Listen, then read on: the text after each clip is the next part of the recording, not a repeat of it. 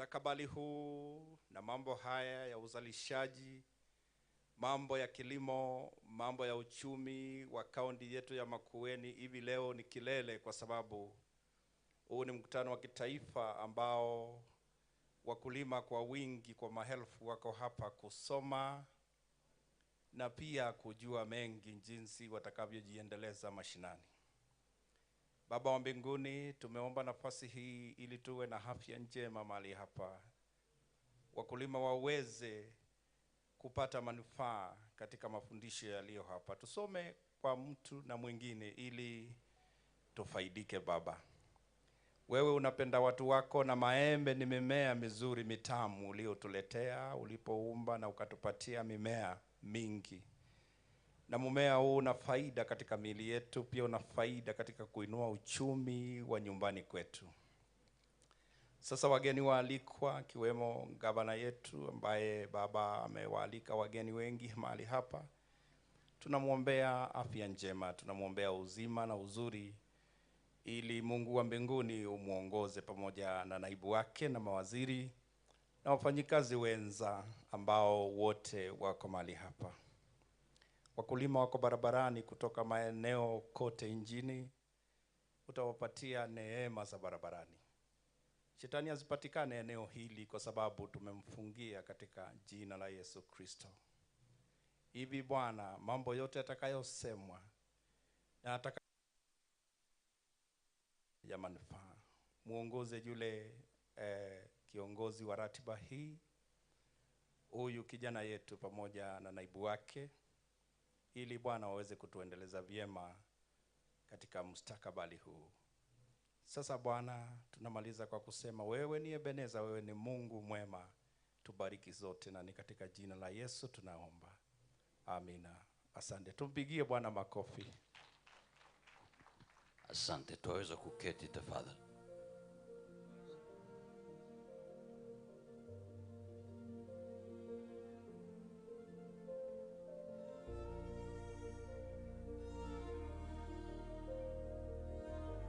So ladies and gentlemen, asante sana, karibuni. I need you to get your phones. Get your phones, get your phones, get your phones. Let's have Menti. Chukua simu yako. Tafuta menti.com. menti.com. Ni kila mtu, chukua simu yako tafadhali. Chukua simu yako tafadhali. Menti.com. menti.com. Ukifika pale utaulizwa uweke nambari ni 65 06 00 00 41 41.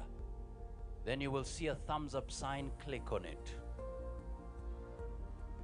Naona mwafuata masharti kweli kweli. Naona kuna wangapi wamejiunga. Please join the conversation. Let me see this. 2 people. Come on, we can do more. Waweza kufanya mengi. Aya. Menti.com. Number 65 06 0041. Even those joining us online, mwaweza kutufuata vivyo hivyo. Sauti kidogo chini kidogo, sauti kidogo chini kidogo. Aha. Haya, tuendelee. Sitaki uachwe nyuma bana. Swahili unasema usiwachwe nyuma kama koti. Sitaki uachwe nyuma bana. The number again, 65 06 0041. How many people? 18, 20 people? 18 people, 20 people, fantastic. Ni kila mtu, ukiona simu yako pale unakwenda menti.com. Ukishafika pale, kuna nambari pale kwenye simu pale, unaweka 65 06 0041. Haya basi. Okay, let's move on. Let's move on to the next question. Which organization do you represent? Everything is on your phone. Just type it in, type it in, type it in. We want to know who is here. Let's open it up, let's open it up. Type it in. Let's open it. Okay, let's go back, let's go back, let's go back, let's go back, let's go back. So which organization do you represent? In the meantime, we want to also start the first panel where we are asking the big question, why this conference? Let's go to the program. Let's go to the program. Wale ambao bado mko nje, naomba tafadhali muweze kuingia ili tuanze kirasmi kabisa. Asante sana.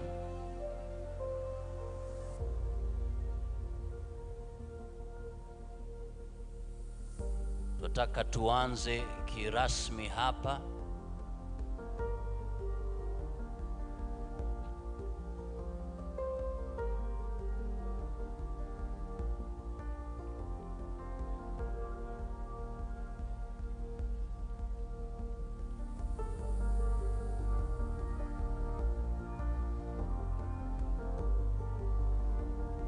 Tutaka tuanze upande huu.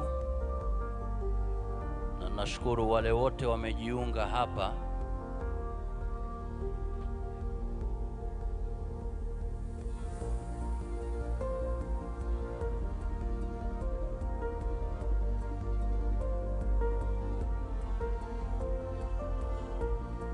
Ningependa ili tuweze kuanza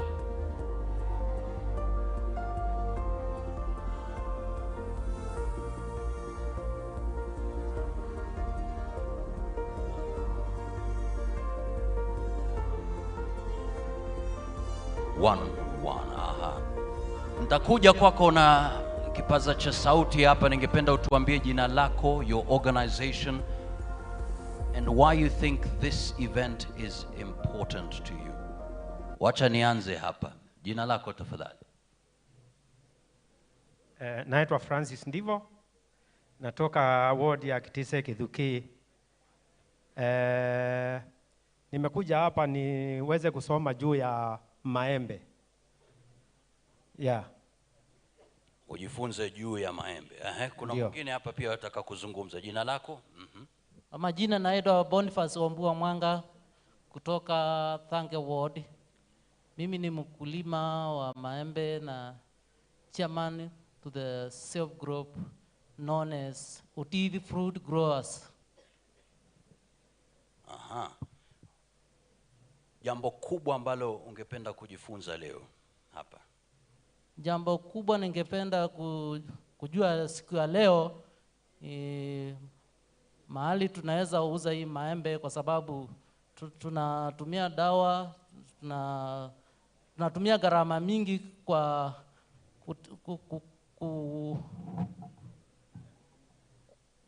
tunatumia gharama kwa kuwa hii maembe isiharibiki, na hakuna market ya kuuza. Broker wamekuwa wengi, hakuna kitu tunapata. Asante. Broker wamekuwa wengi, hakuna kitu tunapata. Mwingine tafadhali. Alafu nitakuja kule. Tuzungumzie kwa sababu tumekuja hapa kwa sababu yenu. Kamera tafadhali, tunataka tuwatizame pia kwenye runinga pale. Naam. Jina yangu ni Joseph Kivindio Mutua kutoka ward ambayo inaitwa Nzakika, na nilikuwa mwanzilishi wa kikundi ambacho kinaitwa Makueni Fruit Processors Cooperative Society, ambayo tulianzisha 2009, na ndipo tulikuwa tunatazamia kupata faida nyingi kwa mmea wa maembe. Lakini mpaka wa sasa ile changamoto tumepata imezidi kabisa, na inazidi kuzidi kila mwaka. Changamoto moja zaidi ni ya market. Tulipoanzisha ilikuwa afadhali, lakini wakati brokers waliingilia tulipata shida kubwa sana ambayo imetuangamiza. mpaka hata sasa tunafikiria kukata miti ya maembe, tupande vitu vingine. Lakini hivi sasa tunaona tuko na conference kama hii, nafikiri ni mzuri tuwe tunaelimishwa vile tutafanya ndio tuokoke hapo. Asante sana. Makofi yake tafadhali. Tusikate, si ndio? Ndio kwa maana tumekuja hapa. Mama, tafadhali tuzungumzie jina lako. Jina langu naitwa Teresia Benjamin. Natoka sehemu za Nzawi Kilili Kalamba Ward.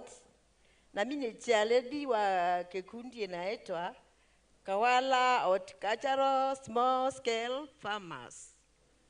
Na wakati tulianza kupanda hii maembe huko sehemu yetu ya Kwale, maembe tulipanda kwa wingi na tukaendelea na masomo zaidi kupitia kwa wataalamu, hata kupitia kwa watafiti kutoka Karothika, na hiyo tukasomeshwa mambo mingi kuhusu pest management, ambaye research ilifanywa huko kwetu Kwale kwa shamba langu, na tukaendelea maembe kakukua mingi sababu tulisoma. Shida yetu ni hii maembe hatuna soko. Soko ya maembe ni mbaya, lakini naona leo tutafaulu. Naona hii National Mango Conference itasaidia mkulima. Pia tuko na huko pande ya Kwale tuko na chombo ambaye inaitwa Coolboard, ambaye hiyo ni ya kuhifadhi maembe. Mkulima akiona maembe haina soko, tunaweka kwa hiyo chombo. Alafu soko ikipanda juu, tunatoa tunauza. Kwa hayo machache, asante. Majina ni Eunice Nzivo kutoka WOTE Ward. Ninafurahia kuwa katika kikao hiki, maana hii ni njia moja ama nyingine ya kujipatia maendeleo na kuelimisha wakulima wenzangu ambacho nimewaacha nyumbani, kwa kuwa wamechukua hii mimea ya maembe kama ambao imekuwa ndio njia ya kujipatia pesa ili wapate chakula kwa njia ya kukatakata kuni. Sasa naona hii conference itatupatia matumaini ya miti ya maembe na watu watapata akili ya kuongeza. Kwa hivyo na washukuru wale waliokuwa na kikao hiki na kuleta hii conference katika Makueni County. Asanteni. Makofi tafadhali, makofi tafadhali. Na tunaomba tafadhali, kwa sababu ya wakati tutasimama hapo, lakini baadaye tutakuja tena tuwaulize maswali. Bado kuna nafasi ya kuzungumza. Hata nimekumaki kweli, nitakuja hapa nikupe nafasi. Jina lako? John Kimuyu. John Kimuyu, makofi yake tafadhali. John Kimuyu atatuzungumzia, lakini kwa sasa ningependa tumkaribishe Chief Officer Agriculture aje atuzungumzie, atukaribishe, alafu sasa tuanze kirasmi. Chief Officer, uko wapi tafadhali? Makofi yake tafadhali. Karibu sana, karibu sana. Welcome, welcome. We appreciate you. Thank you so much.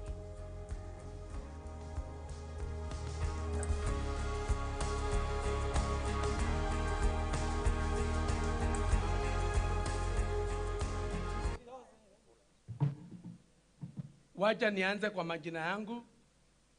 My name is Daniel Ndolo. I'm the Chief Officer, Agriculture and Irrigation.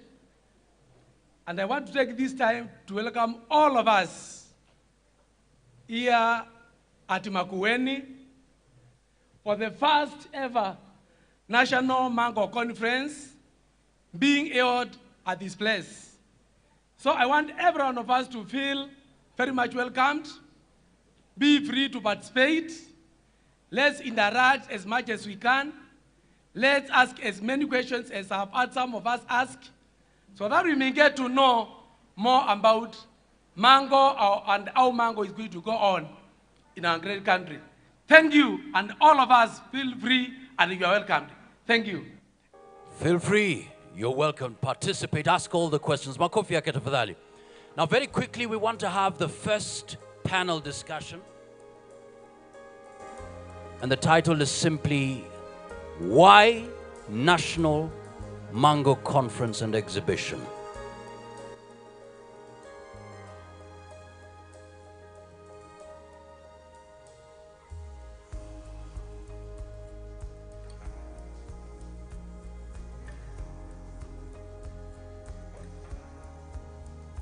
So kindly allow me to call the following panelists. Mary Muteti, Makueni County CDA. Mary uko wapi? Makofi yake tafadhali. Please come, take the floor. We want to start by answering that big question, why are we here? Why this National Mango Conference? Next on line, we have Rose Mulu, Farmer Representative. Rose Mulu uko wapi? Njoo tafadhali, makofi yake tafadhali. Next on line we have Damaris Kagendo, makofi yake tafadhali. Josephine Simiyu, HCD. Karibu sana, karibuni. A representative from via East Africa. Excellent. Agrochemical representative, asante sana. Karibuni sana, karibuni sana. Damaris Kagendo, Josephine Simiyu, KCDMS Development Partner, Burton and Bamba. Karibuni sana, karibuni. Makofi yao tafadhali, makofi yao tafadhali. Let's have Menti there, let's have Menti. Let's have Menti. Aha. Can we have Menti, please? Bernard, let's have Menti, please. Let's have Menti there. You will have questions and we'd like you to post them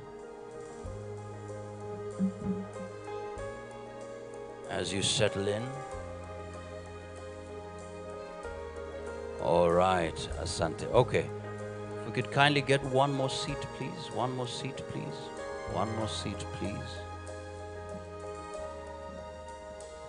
Are we able to have Menti? We have a powerful technical team behind them. Makofi yao tafadhali.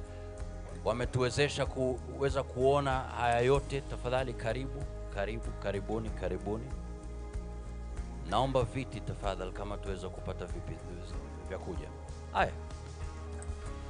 Sababu ya wakati naona tumebakisha dakika 13 ifike saa 5. Tutaanza upande ule wa mwisho kabisa.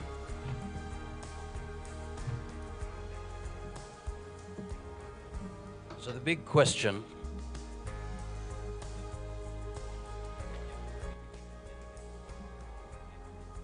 so let me start here.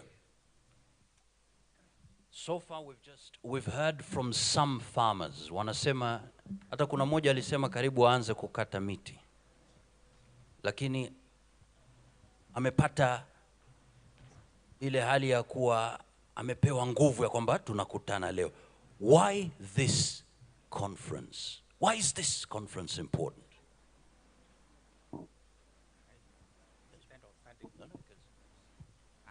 Thank you, YMC. Let me first start by introducing myself. I'm SK Manene from the Ministry of Agriculture and the Quotas Greenhouse. I'm the head of horticulture in the ministry. I think I just want to directly answer that question. That mango is one of the most important fruits, and for that matter, cash crop, which actually provides a significant amount of income to the farming community. So I think this is an opportunity for all of us, all the stakeholders, and particularly farmers, when we engage, we will be able to, the issues will be able to come out, the importance of the, of actually mango growing, and therefore maybe the incomes which actually accrue as a result of mango farming. So I think that person who kind of given up and almost expressed the wish to cut them down, so I think it's a high time that we learned today, and I think it will come out very well that it is a potential subsector which actually has a potential to bring so much income to the farming community and even to the country as a whole.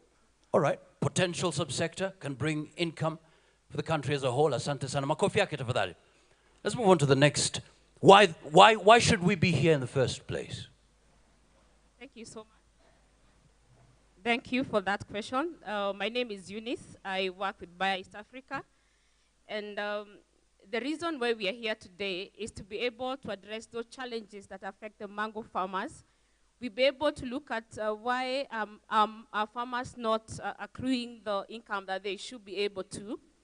And our role, we say, is to help that mango farmer be able to increase the number of fruits per plant that they can be able to sell, since that's the only way that they can be able to earn an income from it.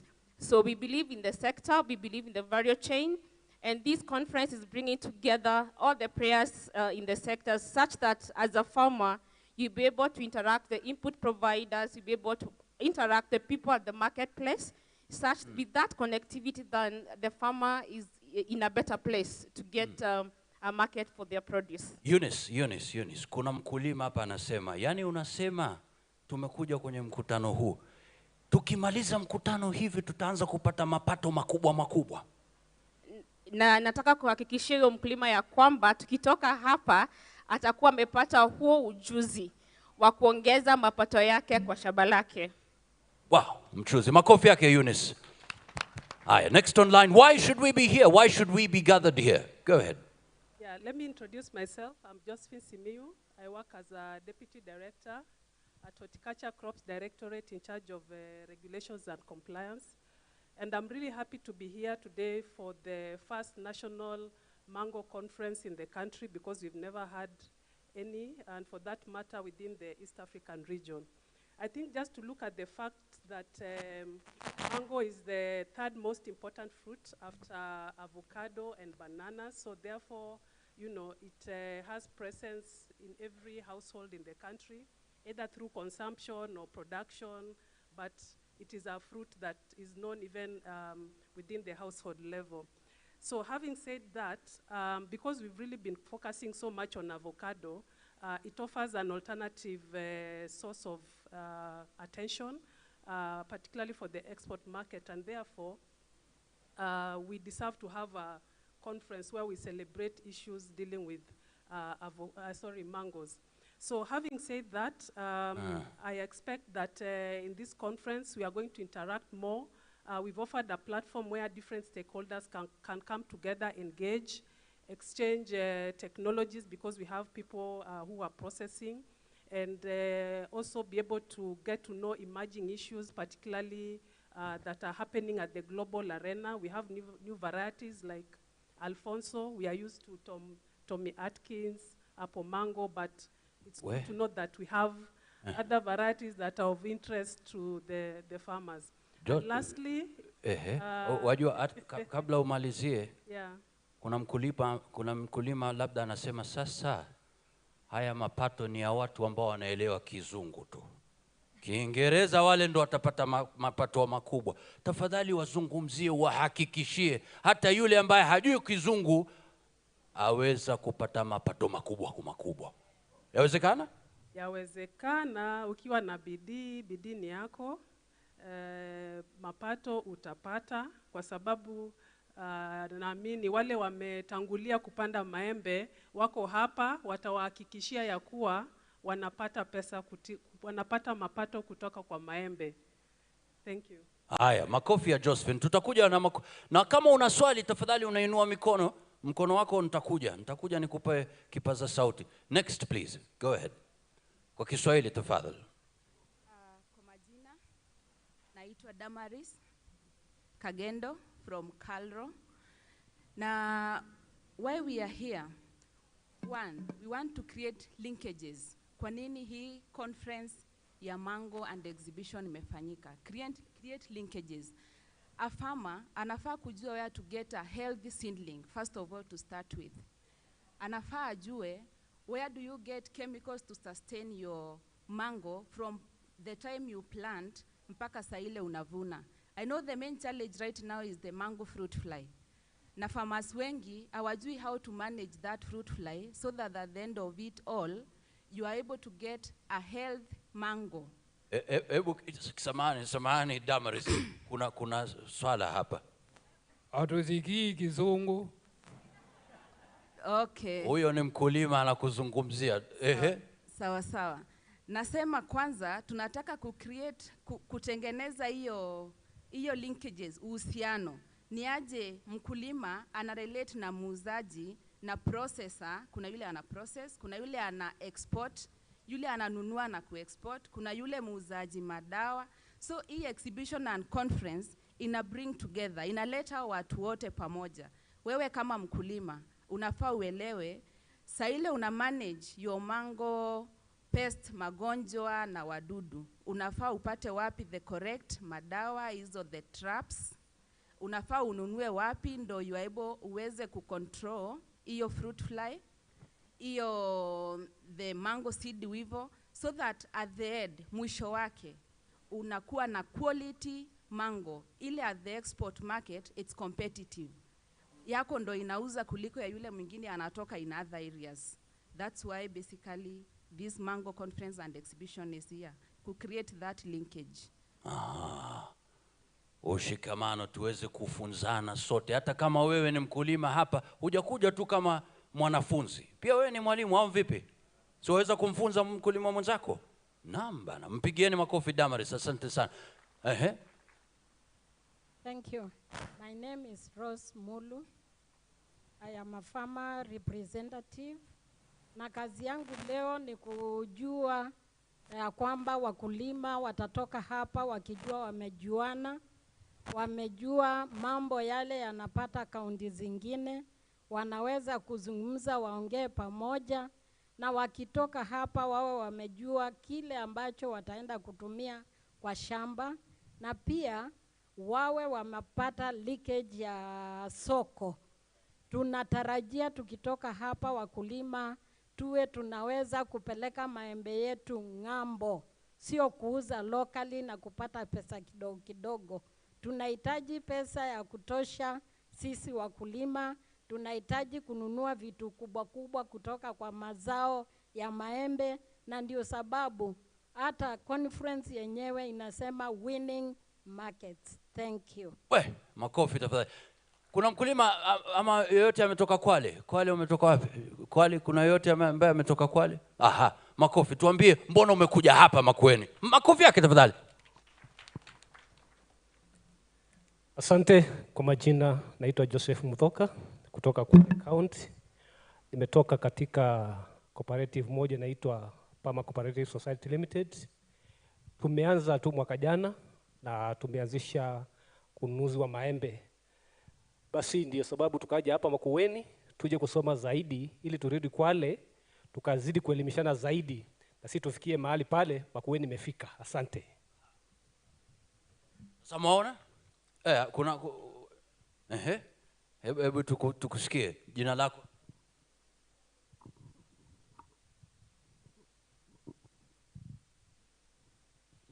Asanteni, habari zenu.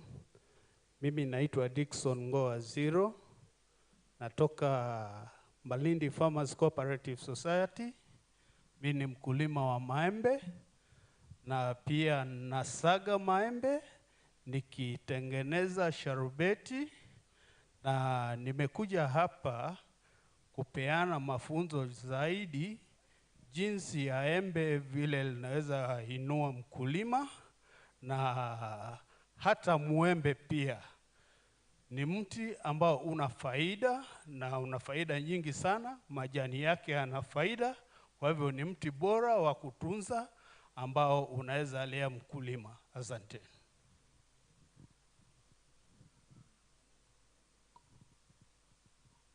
Makofi yao tafadhali, makofi yao tafadhali.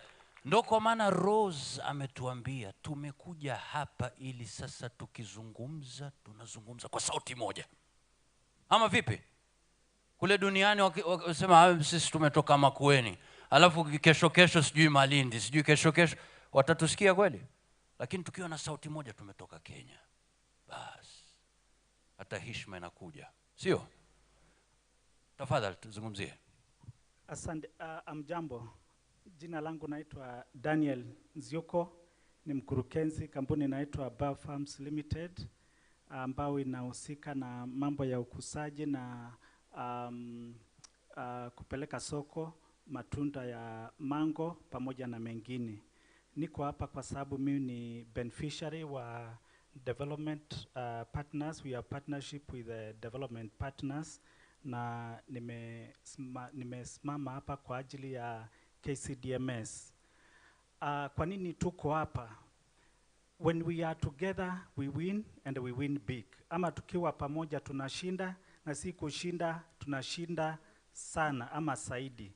And kwa hii mkutano unajumuisha kila value chain actors, kutoka wakulima, wale wanaleta mbinu mpya katika ukulima, na wale ambao wanaongoza katika sera za kilimo cha mango.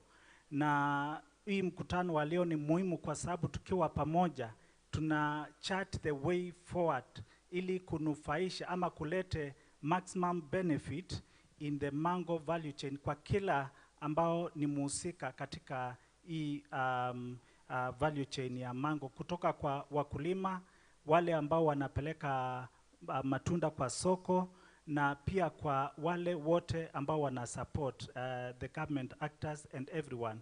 So the meeting is to chart the way forward on how to maximize the benefit for all value chain actors by addressing the issues, addressing ourselves to the challenges, and seeking solutions together.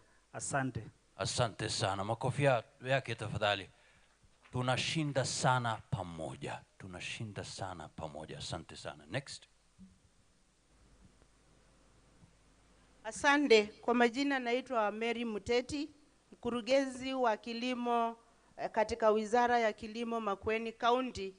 Na baada ya hivyo mimi ni mfanyikazi wa nyanjani ama extension officer. Kwanza nataka kusema ile sababu kubwa hii kongamano imewekwa Makueni ni kwamba sisi Makueni tunajivunia kuwa kaunti nambari 1 kwa ukuzaji wa maembe, na pia ile acreage tumepanda maembe iko kwa wingi. Na ndio maana tunasema hii kongamano ni muhimu sana kwa kila mshikandau katika value chain ya maembe. Kwanza kwa sababu sisi tunataka kutafutia wakulima soko, tunataka wakulima washirikiane na wakulima kutoka kaunti zile zingine, ili tujue ni nini Makueni tunafanya na ni nini Kwale tunafanya na zile kaunti zingine. Na pia tuko na wale watu tunasema they are competent authorities, HCDA, KEFIS, HISIPE na wale wengine. Na tunajua kama tukimaliza hizi siku 3 ni lazima tunjiulize ni njia gani tunaenda ili mkulima wa maembe, na kama vile nimesikia wakisema sasa maembe atakata tena, kwa sababu tutakuwa tumesema hii ndio mwelekeo, ili mkulima wa Makueni, mkulima wa zile kaunti zote zinapanda ama zinakuza maembe tupate faida. Asanteni. Tupate faida. Makueni. Asante Bi Mary. Nataka nisikie sasa kutoka kwenu wakulima. Nakuja sasa. Mbona kongamano hili ni la muhimu?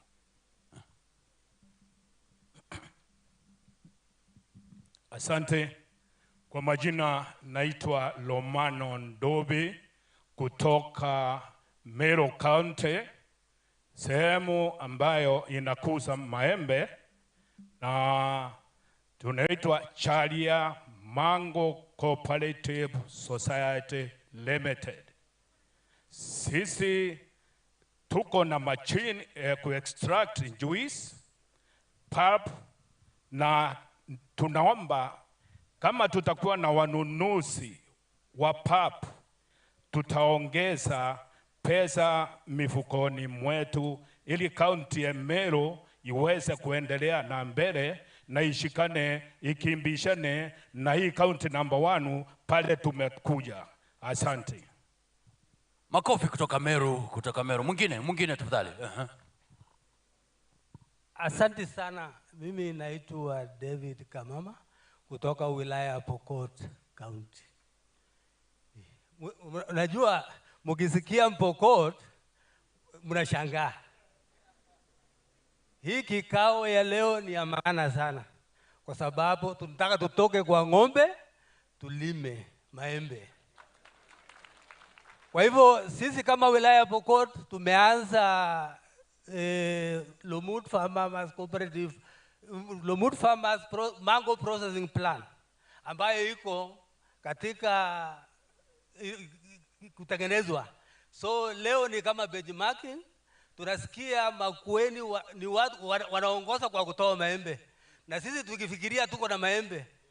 So leo hii nitakaporudi gavana yangu lazima abange hiyo benchmarking tuone tutafaulu namna gani. Kwa hivyo leo sisi ni kuja kusoma na kuangalia Makueni wanafanya namna gani, wamefaulu kiasi gani. Alafu tutoke kwa ile jina mnajua.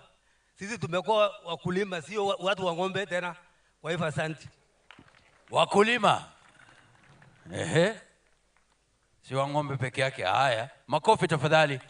Na watu wa Makueni mmewakaribisha. Mnawakaribisha kusema vipi? Tunasema karibuni sana, na zaidi ya yote natarajia kusoma. Majina ni Felicitas Munene kutoka Mbumbuni, Kisau Kiteta Ward. Na ninashukuru kwa sababu kuna kitu kimoja najua, kwamba tumekuwa na ukanganyi wa kupata madawa. Unauziwa hii, unauziwa hile, uelewi ufanye nini. Sasa nimekuja ili nichanuliwe ndio nipate mazao zaidi. Barikiweni sana. Asante. Kwa majina naitwa Benson Kilonzo ama BK. BK ndio najulikana sana. Natoka Kikumene Mobile Ward. Ningependa kujua mambo ya maembe sababu 2020 nilikuwa nimeita mtu wa Axo aje tukate nichome makaa, lakini akachelewa na maembe yangu ndio sababu iko. Nataka kujua kama naweza kuwa na nyunyizia maji na kama naweza weka mbolea gani ndio niendelee na maembe sababu iliponea chupu. Liponea kweli. Asante. Najua kuna nikija hivi tena nitakupa nafasi ya kuzungumza, lakini kwa sasa tunataka tumtambue mheshimiwa gavana wetu Makueni ameshafika. Makofi yake tafadhali. Atajiunga nasi hivi karibuni. Lakini kwa sasa wacha nikwende Eunice once again. Kuna matarajio makubwa sana. Lakini tunataka tuanze with challenges. Changamoto ambazo ziko pale kwa wakulima. Chukua changamoto moja tu, alafu tuzungumzie kuhusu. Kwa kweli wakulima wako nazo changamoto mingi, na cha muhimu sana ni kuweza kutunza ule mwembe ndio uweze kukupatia matunda. Jinsi utakavyoutunza ndivyo utako kupea matunda mingi. Na kwanza tunasema atuanzi saa ile maembe yameanza kutoka. Tunaanzia saa ile hata mwembe hujatoa maua, bado hujafanya pruning. Hiyo kazi yote ndio management ya mwembe ndio kupatie matunda. It is very important. Tena pale kuna magonjwa yanayoathiri mti wako. Ni vizuri kujua kama mkulima ni wakati upi unaofaa wewe kuweka dawa, unaweka dawa gani na unaweka kwa nini, na ni nini hicho unachotaka kuzuia. Cha maana sana ningechopenda kuambia mkulima ni kwamba tusigojee mpaka maembe yashapata magonjwa ndio tunakuja kuzuia, kwa sababu ukikuja kama umechelewa, yale matunda tayari yamepotea, hataweza kuingia kwa soko. Na cha muhimu sana ni wewe kuwa na maembe safi yenye mnunuzi akija yatampendeza. Kweli si kweli?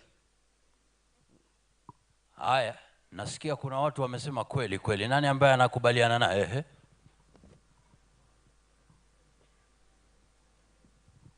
Okay, kwa majina ni Sabi Musabi Botizo kutoka Kaponzweni. Kwa kikundi naitwa Ikasu. Na mimi huwa service provider wa kuonyesha wakulima pile wanafaa kutunza mimea.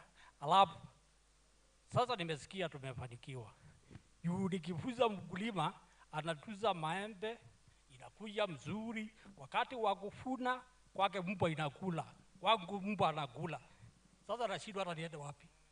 Kwa hivyo sasa nimeona hii conference pile mnasema hizo challenges hakuna shida, tunawafunza wanafuna ile sabi kabisa, lakini kama hakuna bei tunakosa kufunza. Nikifunza atadeduka mishahara kwake. Asante. Bwana Manene, unasemaje? Unasemaje kuhusu hizi changamoto? Bwana Manene. Thank you, Bwana MC.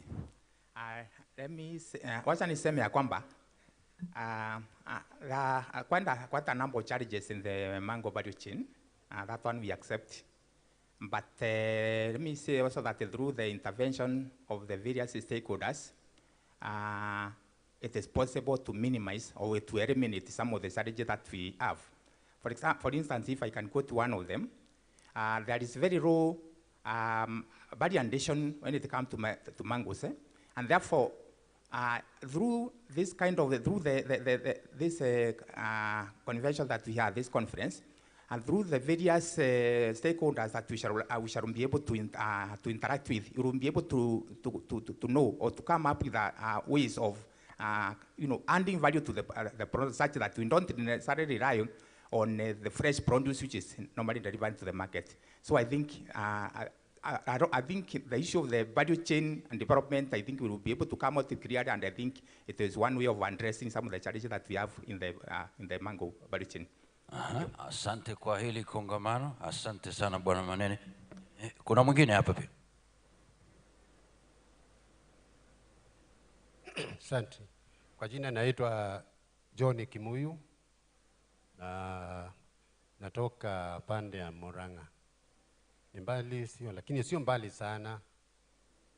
Na wacha nianze chini. Mimi ni mkulima for the last kama miaka over 10 years maembe.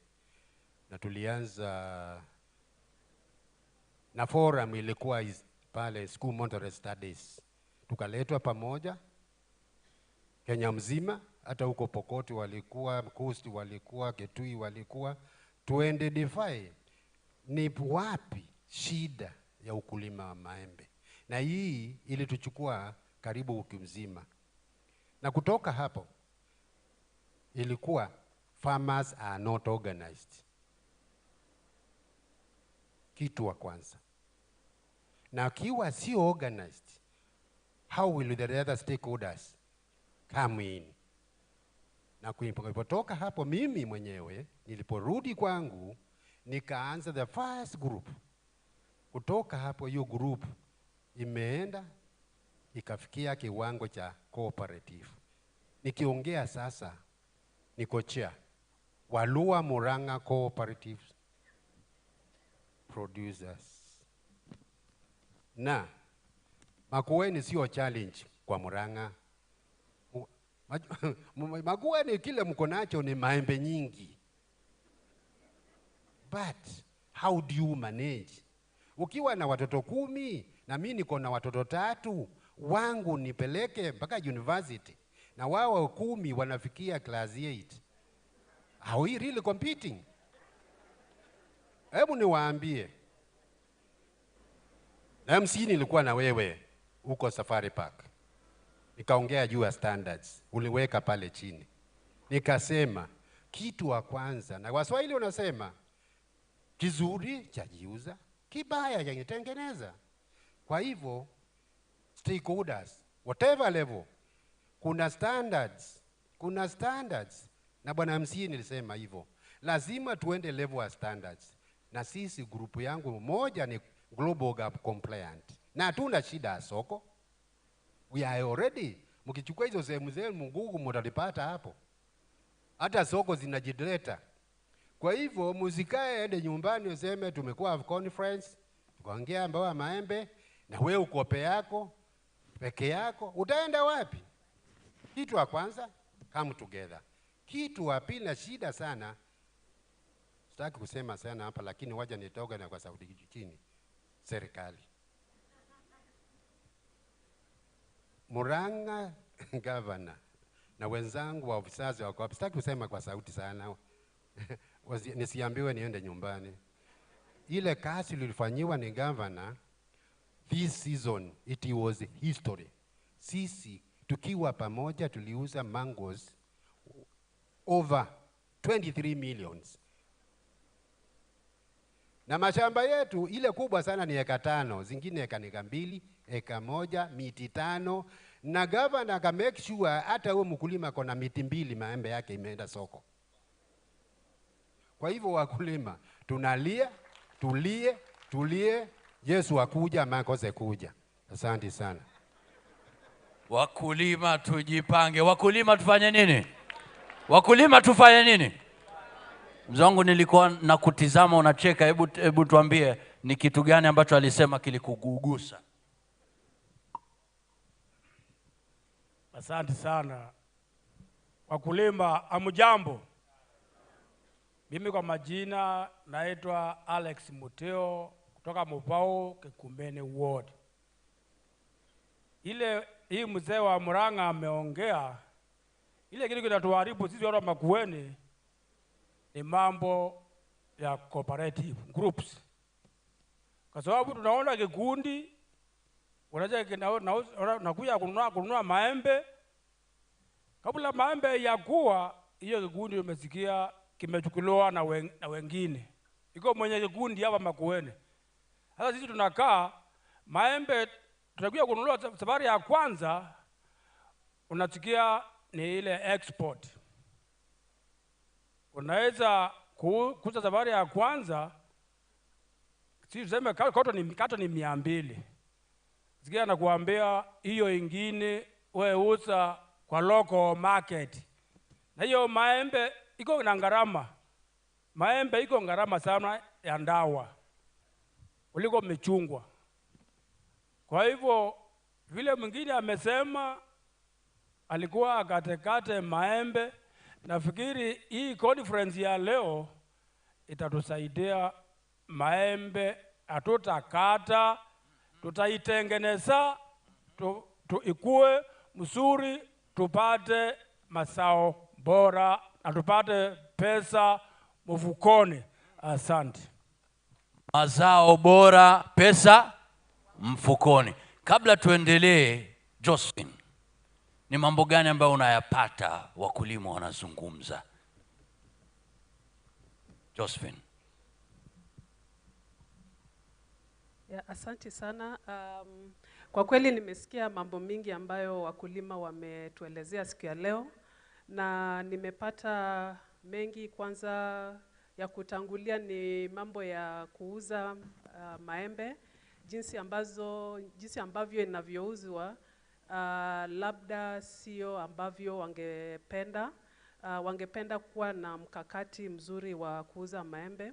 Lakini ningependa kuwahimiza ya kwamba nimefurahia mkulima mmoja hapa akituelezea kikundi imewasaidia kwa njia mengi, na nimefurahi wamepata milioni 25, was it 25 million? 23 million. Nimeongezea hapo milioni 2. So hiyo ni maombi ya hii season nyingine. So kwa kweli groups na cooperatives is the way to go. Bila kujipanga kwa vikundi, kuuza inakuwa ni shida, kwa sababu wanunuzi wanapenda wakulima ambao wamejipanga. Na nimesikia mwingine akisema ya kuwa inputs ni za bei ghali, na mkiwa kwa kikundi kwa hakika mnaweza kuja pamoja muweze kununua inputs kwa bei ambao ni nafuu, kwa sababu mtapata benefit ya kuwa wengi na pia kuweza kusaidiwa. Hata serikali ama private sector wanapenda watu ambao wamejipanga. Ukiwa peke yako, people taking advantage of you itakuwa ni rahisi. So mwakazi nimesikia hayo malalamishi kutoka kwa wakulima, lakini pia nimefurahishwa na ule amepeana suluhu hapa. Ndio maana tunayo conference siku ya leo. Asante. Kwa majina naitwa Gabriel Monene kutoka Embu County. I'm the chairman of Embu County Mango, a platform ambayo ni platform ya all actors in the value chain of mango, and that includes even the regulators. Thank you very much, MC, Mr. Mwakazi. You're a man that we love. Number one, ningetaka kushukuru sana the organizers of the first Mango Conference. We are making history. So congratulations for this convention. Number two, we come here wanting and expectant to learn about the national policy on mango. Na kitu ningetaka kusema pia ni kwamba as we talk about a national dialogue, we also have differences in counties. We are not at the same level. We have particular challenges that are in Makueni. They are not the challenges ambazo ziko Embu. So as we come together for a national dialogue, we also must be able to acknowledge the diversity which makes us strong from the counties that we come from. We are praying that we are also able to reach Makueni County's level of success. Ningetaka pia kusema number one is to allow primary producers to have a voice. Hawa wakulima hapa wako na suluhisho. Hatujakuja kuambiwa peke yake, pia tupatiwe nafasi to air the solutions that we have to our own problems. I would ask, therefore, that this conference to look into ways to strengthen the producer organizations, because without farmers, we are finished. We cannot be here. Again, even when we're talking about factories, the mango farmers should be stakeholders. And the other thing is markets for our mangoes. Thank you very much. Markets. Asante sana. Najua kuna mengi ya kusemwa hapa. Naomba tafadhali waheshimiwa wetu tumpe huyu mwenzetu hapa nafasi pia azungumze. Nitakuwa na timer hapa dakika moja tafadhali. Thank you very much. Jina yangu naitwa Dr. Isaac Matemu Kithio. Ni nalima maembe pande ya Kibwezi East. My biggest problem is what kind of support do we, the farmers, get from the government? When you rely on the people who are selling, wenye kuuza madawa, huyu anakuambia weka hii ndawa. Especially now, hii inaitwa fruit flies. Mwingine anakuambia weka trap, mwingine anakuambia weka hii ndawa. But we don't have the voice of the government to tell us this is the right way to go. That's one. The second one is that I've seen my neighbor sell mangoes for 7 shillings. I sold mine for 13 and somebody else is selling for 20.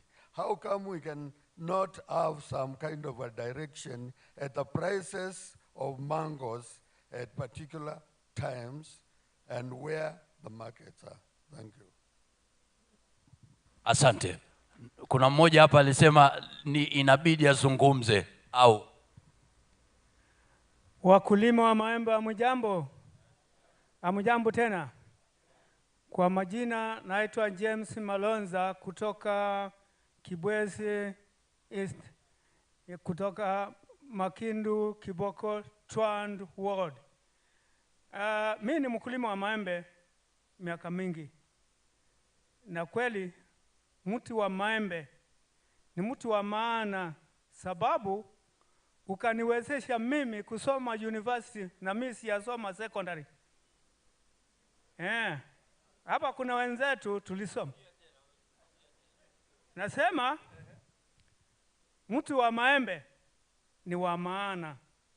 Uliwezesha mimi kusoma university na mimi siyasoma secondary. Nasema nini? Tumekuja hapa tusome na pengine tusomeshe. Tuko wakulima wapya na wasamani. Mkulima mpya usiende kwa mtu wa nasari wa maembe ati ukanunue miti hapo, hujui umenunua nini.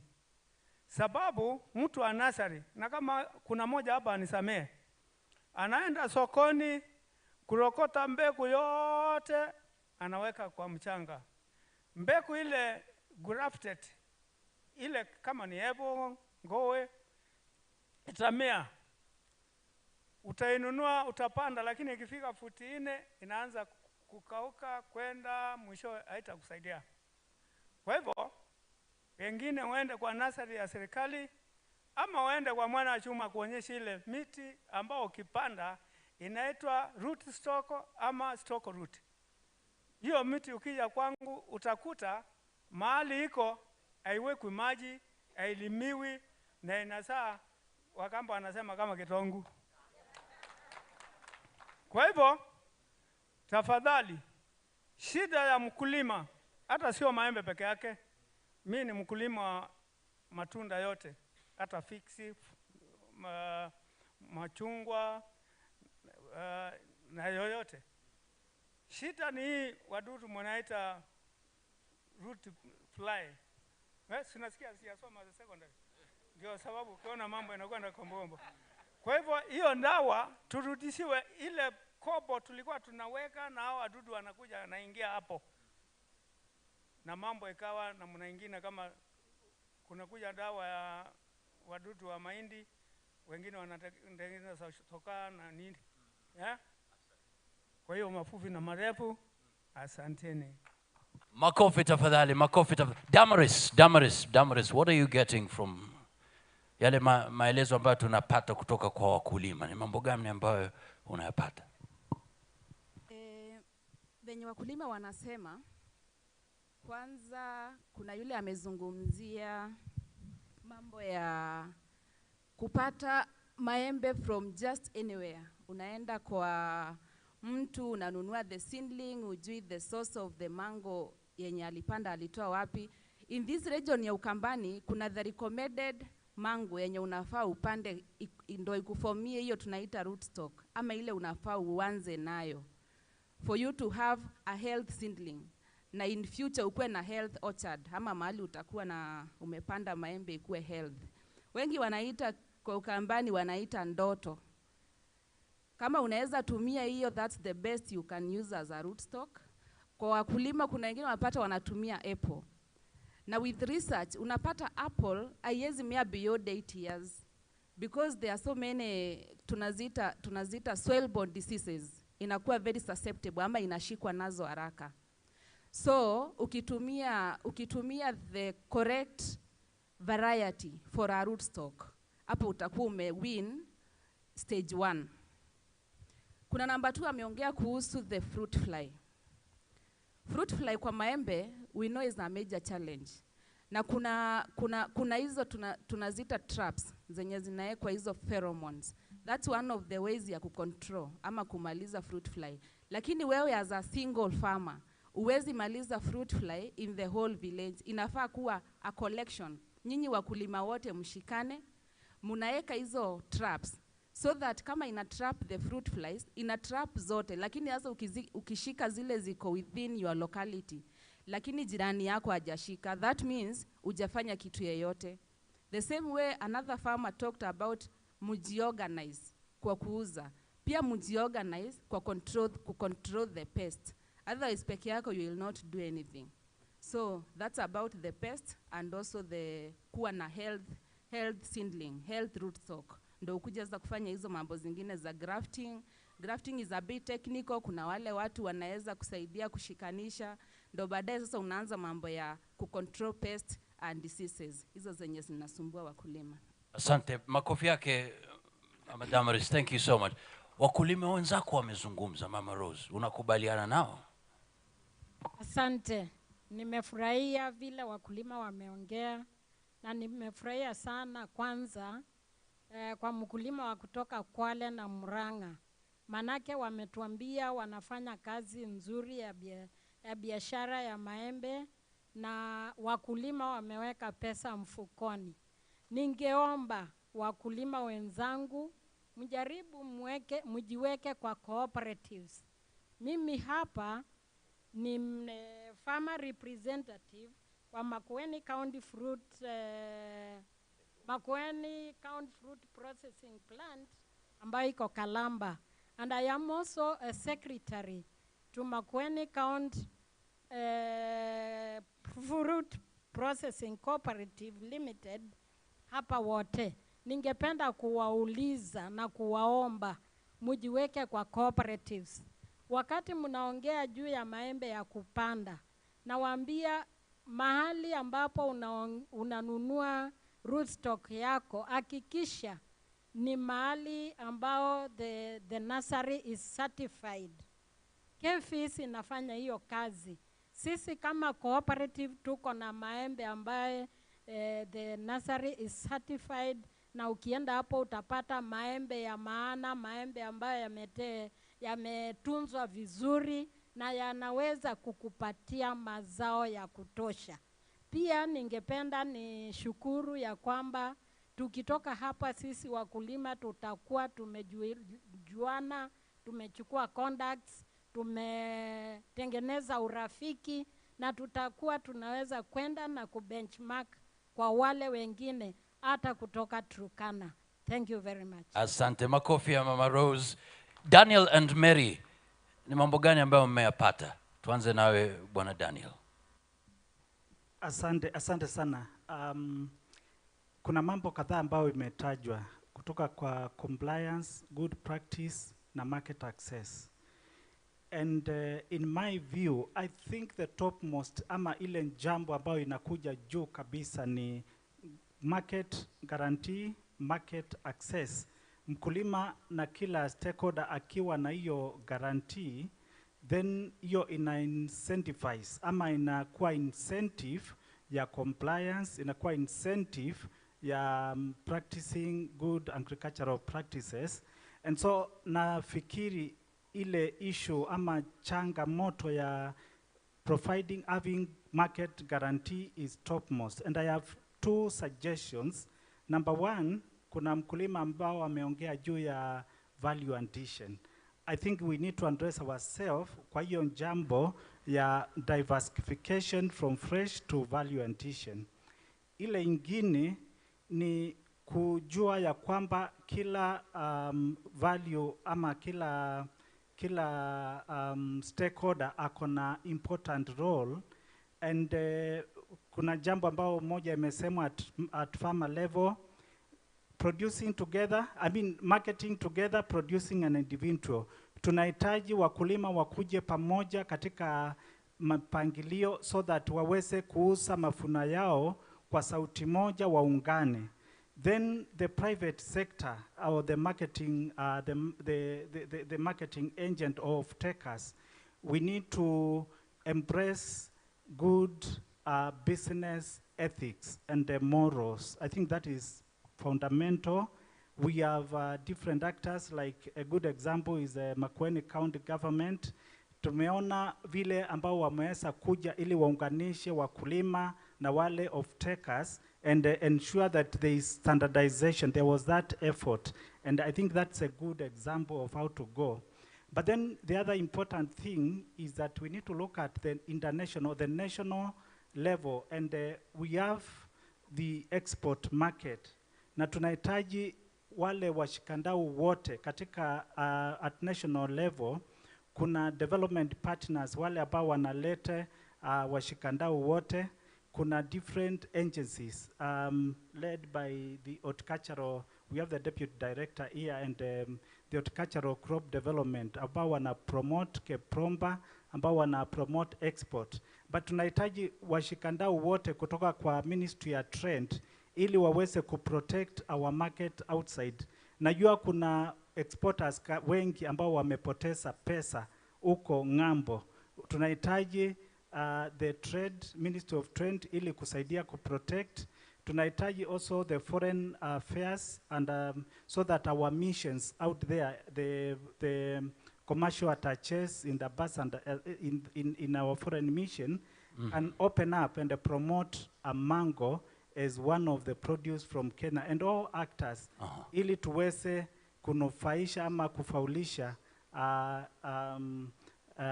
hii zao la mango. So tunahitaji tufanye kazi zote pamoja kama washikandao ili tuweze kunufaisha kilimo cha mango. Asante. Washikadau wote wafanye kazi. Asante sana. Makofi yake tafadhali. Kwa sababu ya wakati tumsikilize Mama Mary. Tuzungumzie.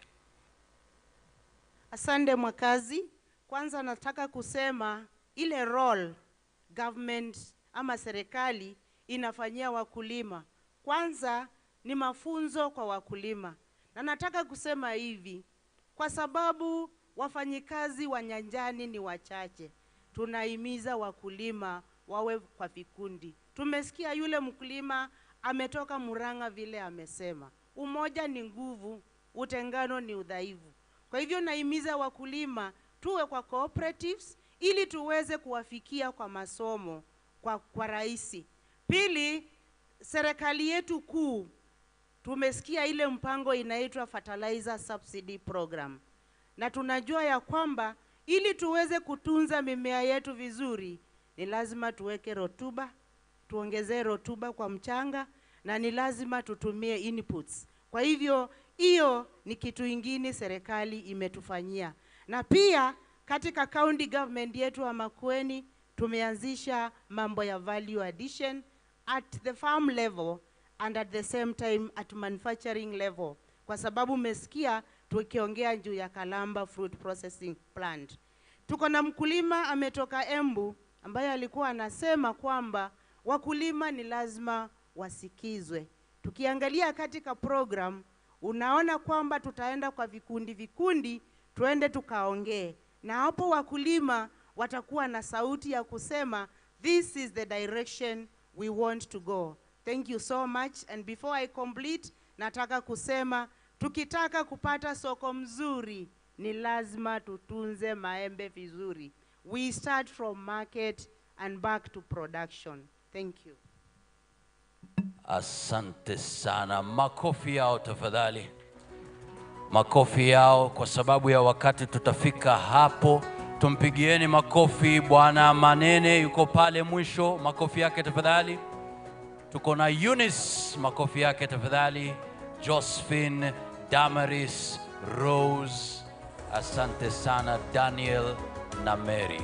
Mwaweza kuketi kwa sasa kwa sababu ya wakati. Makofi yao tafadhali.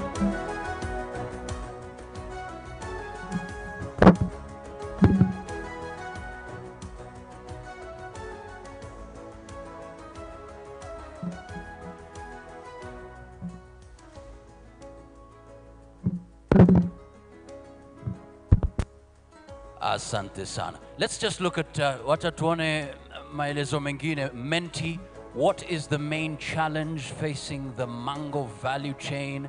Kuna wengine wanasema market and lack of support from right organizations. Asante sana. Lack of export and local market, quality issues, her production of quality for export due to fruit fly infestations. Asante sana. Mheshimiwa wetu gavana ameshafika, hivi karibuni wataweza kuja hapa kujiunga nasi ili tuweze kuanza kirasmi. Lakini kwa sasa kidogo tu, wajua maembe matamu. Hebu tuangalie maembe matamu kweli. Hebu tutizame, nipe hiyo sound. Maembe. Hata kina nani wanapenda maembe pia. Tungeweza kuwauzia pia labda. Lakini jamani, maembe we asalala. Sasa kama mkulima ujue mazao yako yanapendwa. We.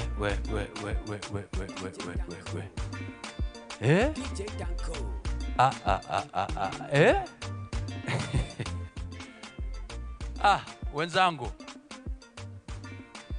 makofi tafadhali tu Makueni County Choir. Tuwakaribishe, karibuni tafadhali.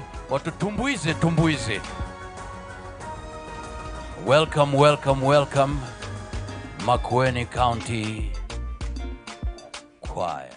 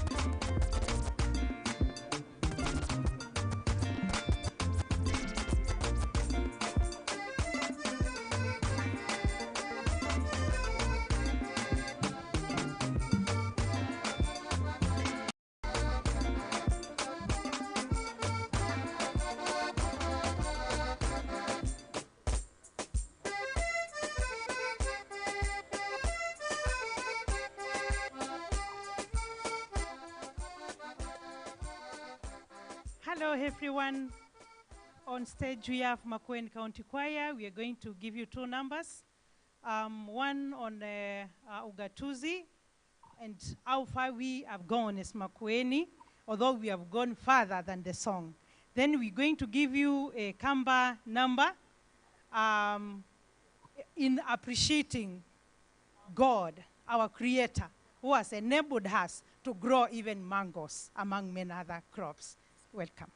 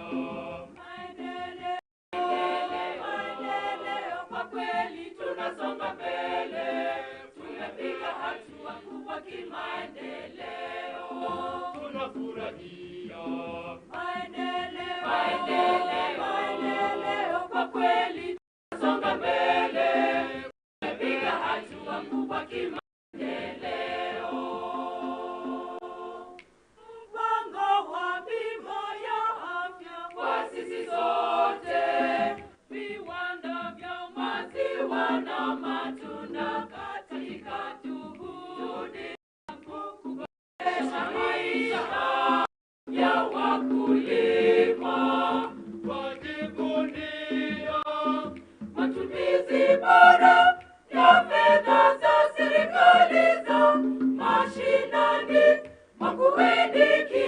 kielelezo katika utekelezaji wa ajenda za ugatuzi, kuhusisha wananchi wote kwa maendeleo, kupigana na dhuluma za kijinsia katika kuleta usawa bora kwa wananchi wote, na tumepata matibabu bora na rahisi kwa wananchi wote. Makueni kielelezo katika utekelezaji wa ajenda za ugatuzi. Makueni lizindua mpango wa kuboresha mazingira, ikawa ya kwanza kuidhinisha sheria za mabadiliko ya hali ya hewa, na Makueni kaingia katika historia ya bara la Afrika. Tunajivunia kaunti yetu, Makueni kielelezo katika utekelezaji wa ajenda za ugatuzi. Tunajivunia mfumo mpya nchini Kenya, mfumo huu wa ugatuzi, na tunaisifu kaunti yetu Makueni, twasonga mbele, na tunaisifu kaunti yetu Makueni, twasonga mbele, na tunaisifu kaunti yetu Makueni, twasonga mbele.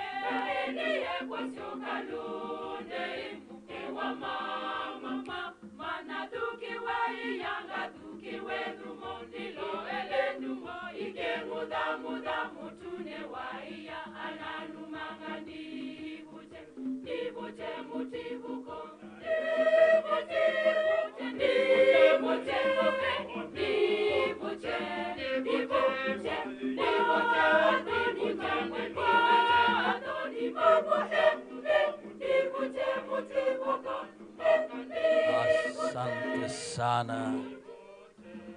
Well done. Naomba tafadhali tuweze kusimama kwa heshima kubwa tukimkaribisha Mheshimiwa Gavana wetu, His Excellency the Governor Mutula Kilonzo Jr. Makofi tafadhali.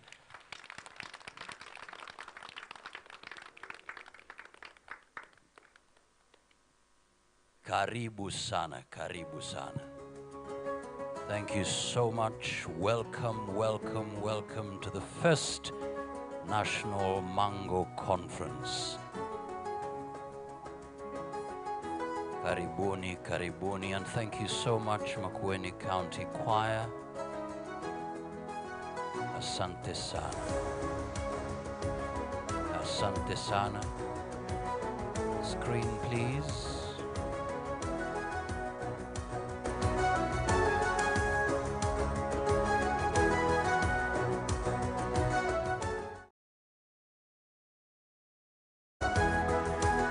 Ladies and gentlemen, karibuni sana.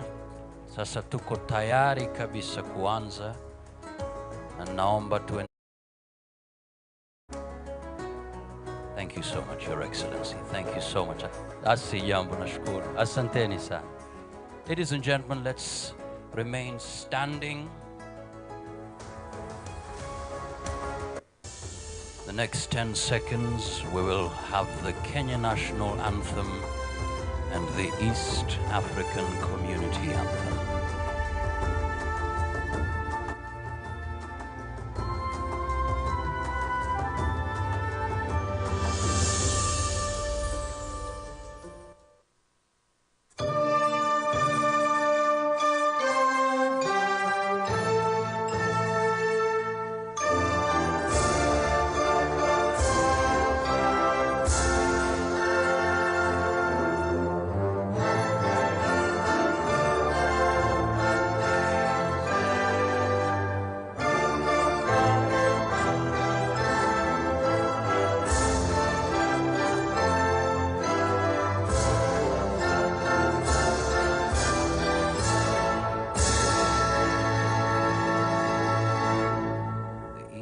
African Community Anthem.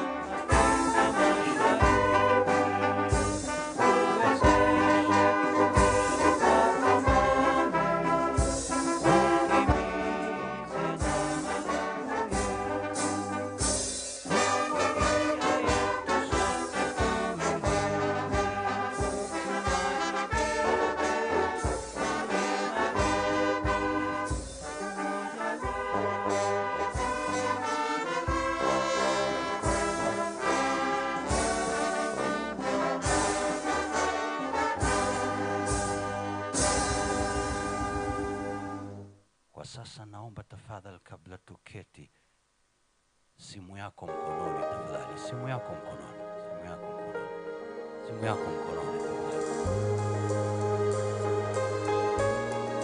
Wenzetu wanasema kuna kitu ambacho kinaitwa selfie. We're going to take a selfie. Tuambie hata wale vijana wako kule tunawahitaji hapa, sio? Haya, chukua selfie, piga picha na mwenzako ambaye yuko karibu nawe. Tafadhali bana, tuambie tuko hapa. It's the first National Mango Conference. Piga picha tafadhali. Pigeni picha, chukua, alafu mnakwenda mnaweka kwenye mtandao. Mkiwaambia tuko hapa Makueni. Tuko hapa Makueni. Ukishamaliza, umekaribishwa uketi tafadhali. Asante sana. Naweza kuketi, asante sana. Na kwa heshima kubwa, naomba tumpigieni makofi gavana wetu mheshimiwa. Deputy Governor, mpigieni makofi tafadhali. Speaker of the County Assembly, County Commissioner, Lady Justice Madheka, members of County Assembly, County Executive Committee members, County Chief Officers, Chairman Afa, Lynette Dinga, World Food Program. Makofi tafadhali kwa wale wote ambao wamejiunga nasi leo. Na Makueni County Choir wako tayari kutukaribisha kwa mbwembwe. Makofi yao tafadhali. Karibuni Makueni County Choir. How protocols observed, the Makueni County Choir is going to give you two numbers. One on the 17 SDGs, and then we have a Kamba song for your entertainment on God, our creator, Ngai Mombi, who created us and the crops that we grow, including the mangoes. Welcome.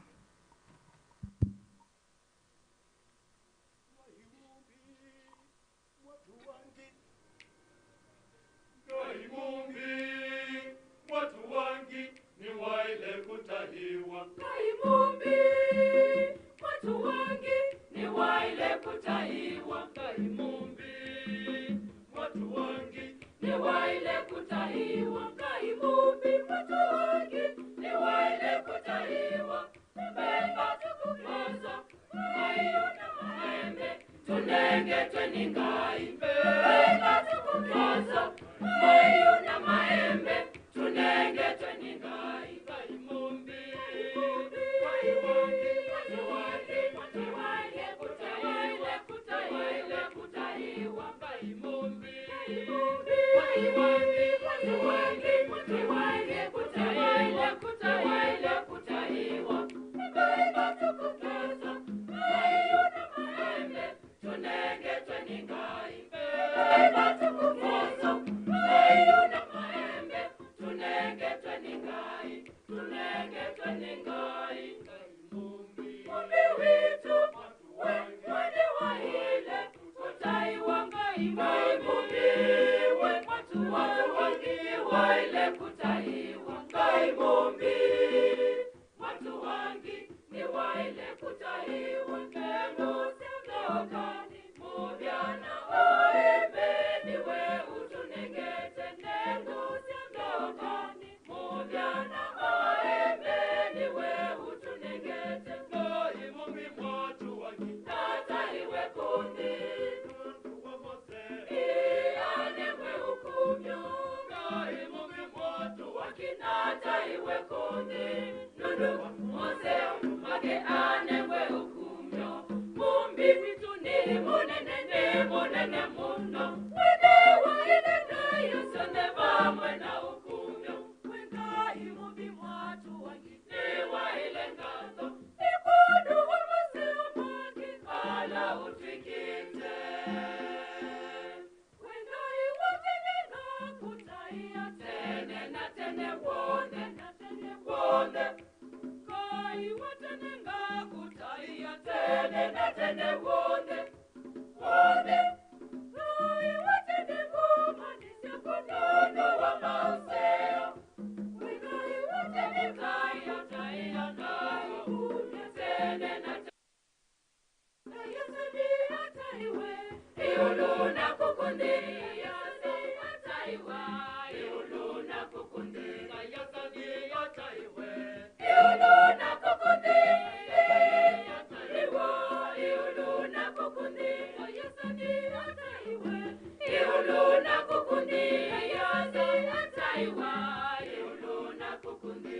Yasani ataiwe, iuluna kukundi. Ataiwa, iuluna kukundi. Asani ataiwe, iuluna kukundi. Asani ataiwe, iuluna kukundi.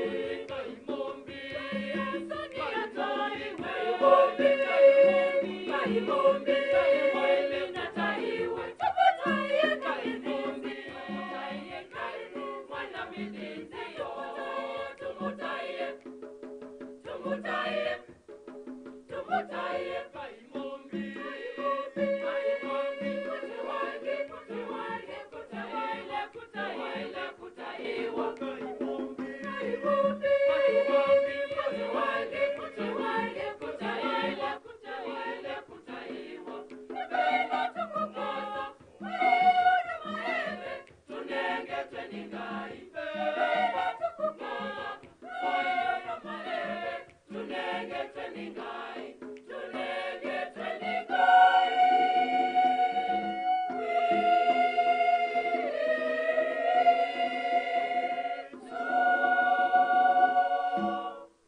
Asante sana, makofi tafadhali. Asante.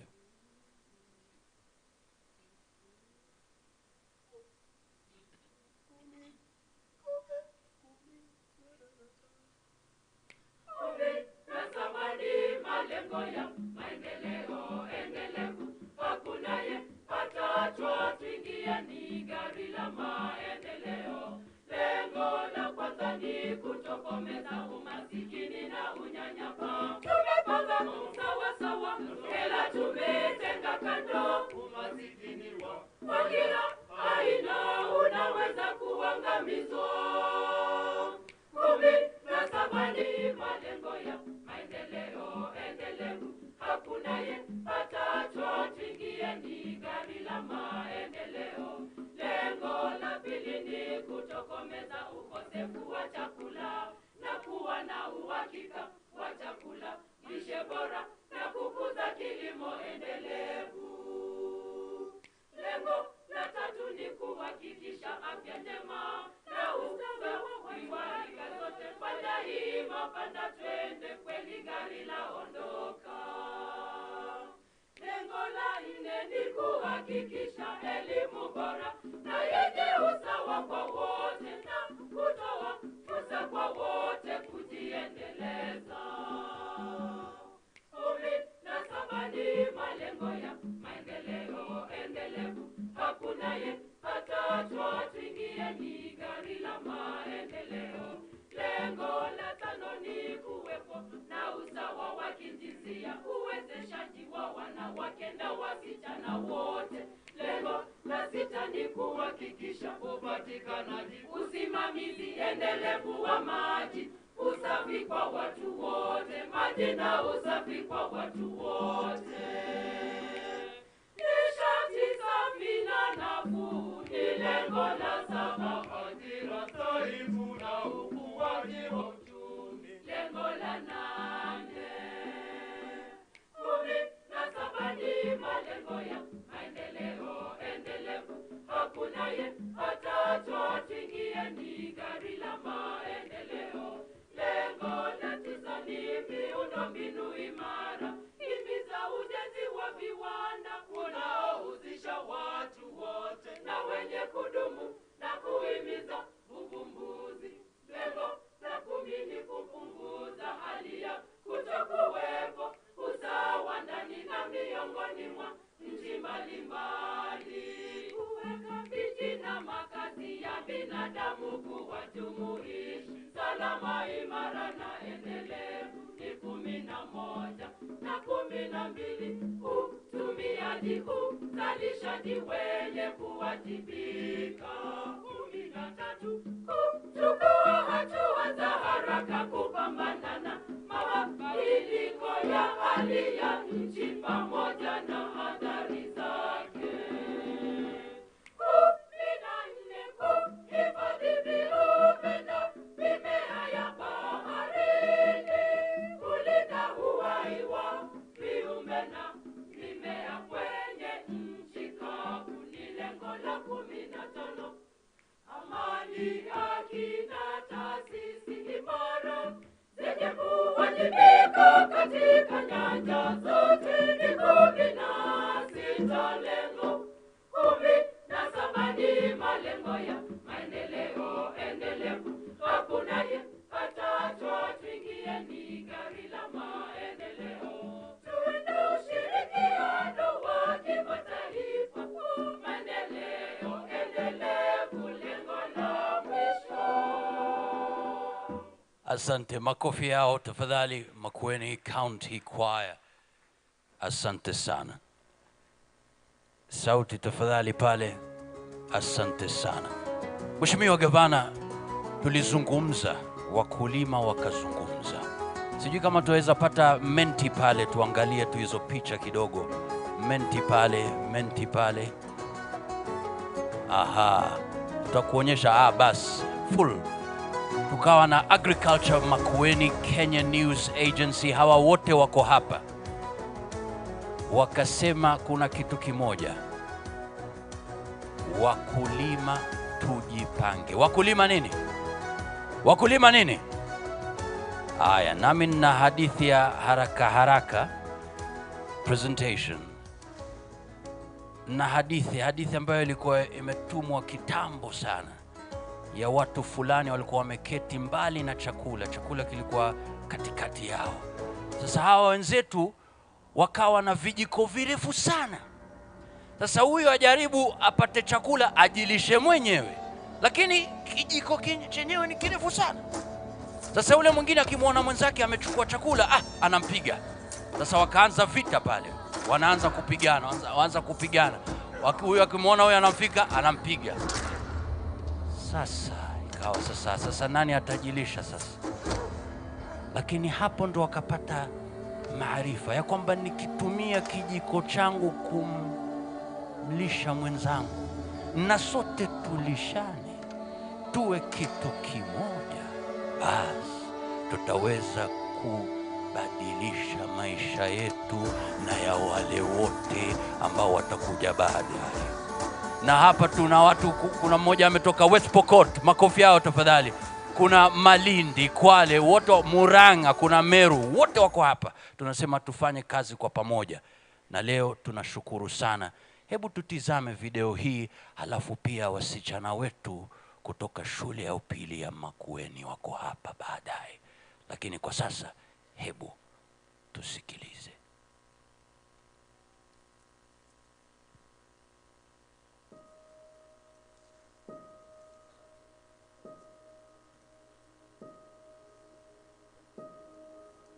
Over 4 million mango trees grown and farmed by over 28,000 farmers makes Makueni County the top mango growing county in Kenya. But until 2017, 30 to 40% of its produced mangoes went to waste. The challenges before the plant was put in place was for harvest losses, because the mangoes were too many and you cannot take all of them to the local market. The problems that mango farmers in Makueni counties are facing, including the high post-harvest losses, estimated at 50%, high prevalence for pests and diseases that limit market access, especially in export, the low prices for the produce, and lack of markets.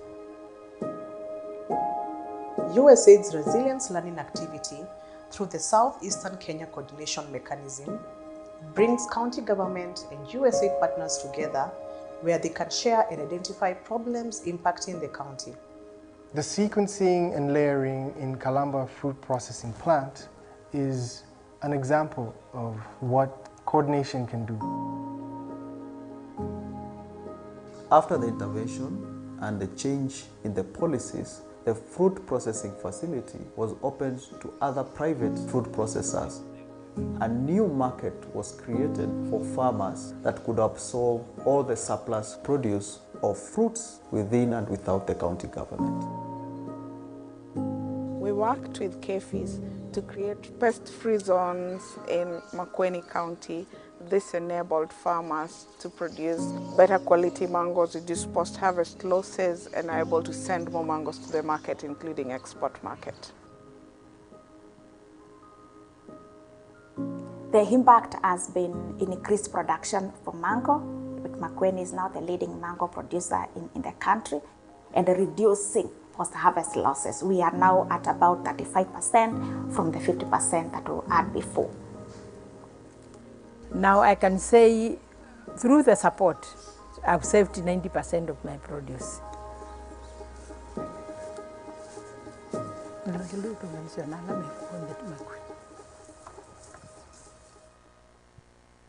Makofi tafadhali, Makueni County na pia washikadau wote.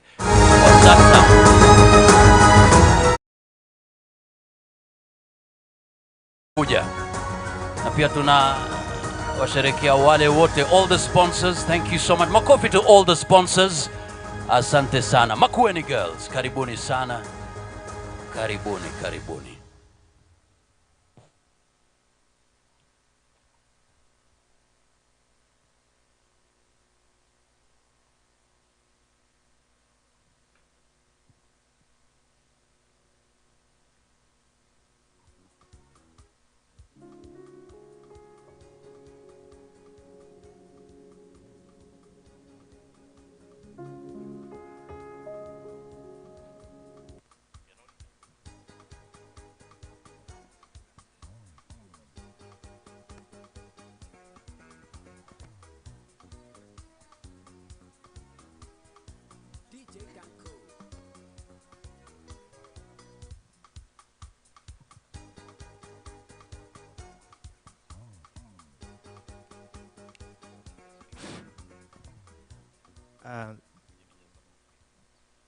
Honorable Governor Mutula Kilonzo Jr., the Speaker of the County Assembly, all the invited guests, ladies and gentlemen, good afternoon.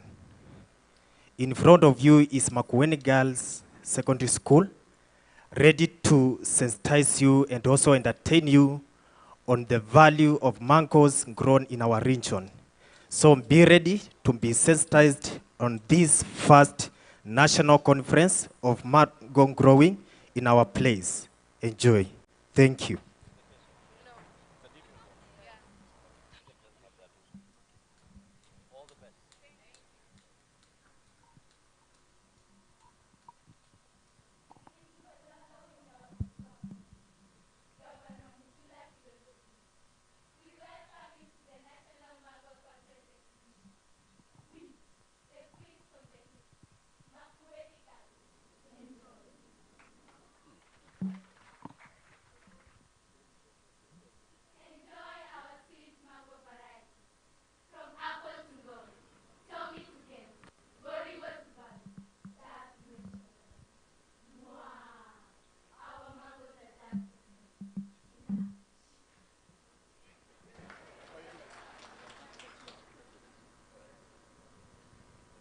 We hail our Super Mhesh, Governor Mutula Kilonzo Jr., for creating trading avenues for mango farmers.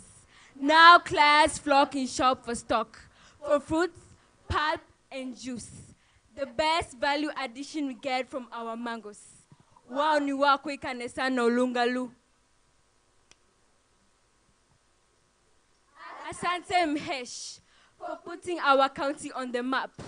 Dear guests, feel at home. Jibambe, grab a mango of your choice today. Tell a friend to tell a friend. Our mango varieties are the best. Wow ni wako ikanesa. Wow ni wako ikanesa. Quench your thirst with fresh mangoes. Thank you. Wow, makofi tafadhali, the Queens of the Hills. Asante sana, well done. Jibambe kweli, jibambe. Fresh juice, mango juice. Makueni girls, once again, makofi out tafadhali. Asante sana, karibuni, karibuni sana. DJ Tanko. Asante sana.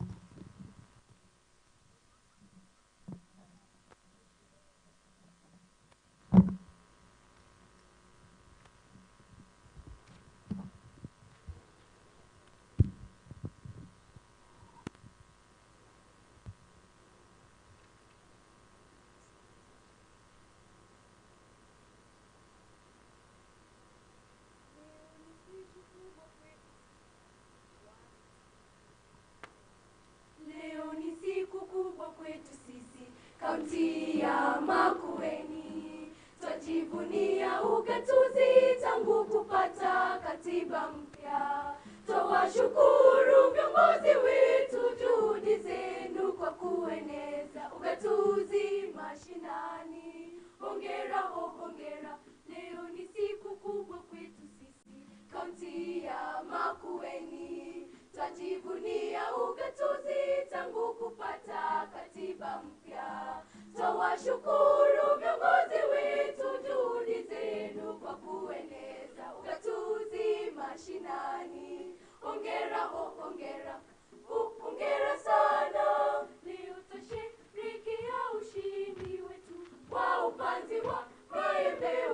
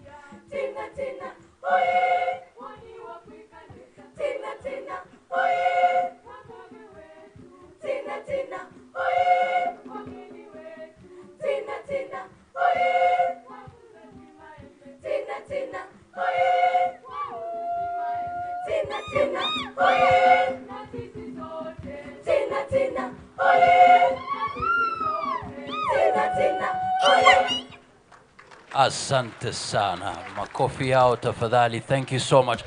Geukia mwenzako mwambie tinga tinga. Twende kila mtu. Tinga. Okay. Oh, samahani. Nimeshika. Asante. Makofi tafadhali. Well done. La. Asante sana. Let's have the screen. Thank you so much indeed. Thank you so much. Want to have now the presentation. We are ready with the program. Thank you so much. Just the sound. Thank you so much.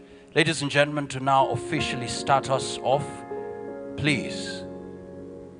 She is a seasoned agriculture and livestock value chain expert with 22 years of professional practice. She has extensive experience in agricultural development gained while working for public and private sector organizations and development partners in senior management and consultancy, making great contribution to the growth of the agricultural sector in Kenya and Eastern Africa. Please welcome Makueni County Executive Committee Member for Agriculture, Irrigation, Livestock, Fisheries and Cooperative Development, Honorable Joyce Mutua. Big round of applause, ladies and gentlemen. Karibu sana. Welcome.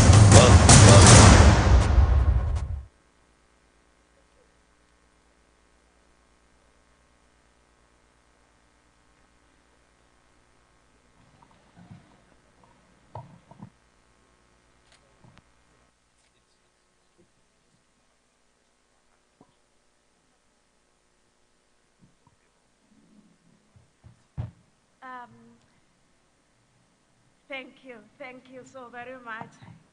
I hope I'm not disappearing under the podium. My name is Joyce Mutua. I am the County Executive Committee member in charge of agriculture, irrigation, livestock, fisheries, and cooperative development. Very happy to be here today in a discussion that is supposed to be about the mango value chain. Your Excellency, honorable guests, and delegates from various counties who are joined us here, coming from the mango producing counties. We are here to talk about how is it that we can be able to unlock the challenges that face the mango value chain in Kenya. We know that our mangoes get ready within a period of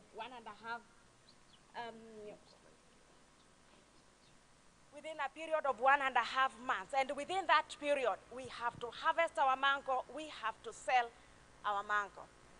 And we have been facing constraints because as we have seen, as we have observed, the market does not expand immediately to absorb the surplus mango that we produce. And therefore, then we have had farmers, desperate farmers looking for who can take their mango, not just in Makueni, but in other counties too, the coastal counties that have been doing mango production for many years. And I was looking at the data for mango, acreage under mango, and our production yield. And we see this has been reducing in the last 3 years, while previously, for decades, we have been growing this value chain consistently. We have now begun to see decline in acreage, about 6%, 6.7% decline in acreage under production. And as a result, then it is only right that now that we have made investment in this, we have market opportunities, both local and export. What is it that we can be able to do so that then we turn around the situation? And so very happy that we have had all these counties that are involved and value chain actors that are with us here to discuss on how we get to unlock this value chain. Delegates, we will be here for the next 2 days. And within that period, we are supposed to come up with clear strategies that we are going to adopt as a nation. And thereafter, we will begin to weigh to see progress made towards the commitments that we have made as a country to get our mango out in the market. We happen to be the 15th largest producer of mango in the world as a country. While Makueni County is leading, but as a country, mango is the second most exported fruit in this country and the largest production after avocado. And therefore, this conversation, this dialogue is very critical for this country. It is very critical for the farmers who are involved in mango production. I know we have mango farmers with 1,000 trees. We have farmers with 10 trees. And we have farmers, in Kibwezi there's a farmer with four trees. And with these 4 trees harvesting 2,000 fruits per tree. And marketing at 40 shillings per piece. And they are in business with the 4 mango trees. And we have other farmers, as we are looking at the data, with many trees. I don't want to mention the number. And with 50 fruits per tree, while another farmer is getting 2,000 trees. We have to discuss about how we increase our yield. We have got to discuss about how we deal with the pests that constrain our market access. We have got to discuss with how we do contracted farming. We have got to discuss about how we add value and process our mango so that we just don't eat mango during the production season, but throughout the year, we are able to access our mango. And therefore, that is why this conversation is very important. And when we get to the technical discussions, then we will be happy to see what comes out of this conversation. I have seen colleagues I have worked on with the mango value chain. Your Excellency, I see Moses Nyambila. He has worked a lot on mango value chain in the country. And therefore very, very happy to see him joining us today.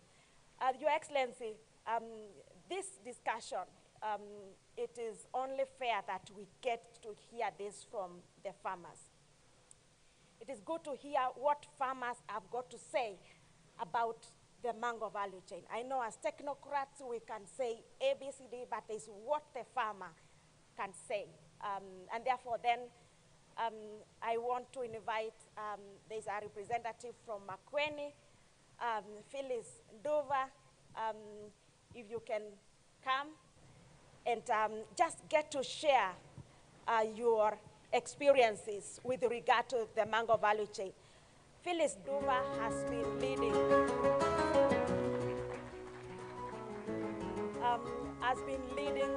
the Apex organization that deals with mango in the country, in the county. Other than that, Phyllis Nduva is a farmer. Phyllis Nduva is an aggregator. And therefore, then she will share a bit of experiences with regard to the mango value chain. Phyllis Nduva will be followed very closely by a representative from Kwale County, and therefore then Kwale County, we will have Patrick Mugeria. Patrick Mugeria, kindly be ready so that you also share the experiences from the coast. Thank you very much. Thank you, Waziri. My name is Phyllis Nduva. I'm a farmer.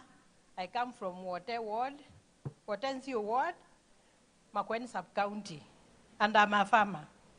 My farm is Ketuase Orchards in Imwani.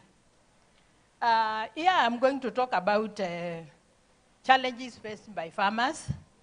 And by the time we were talking about when the other presenters were here, it was mandatory that there are some people who are not getting English, but I'm going to mix, even Kikamba.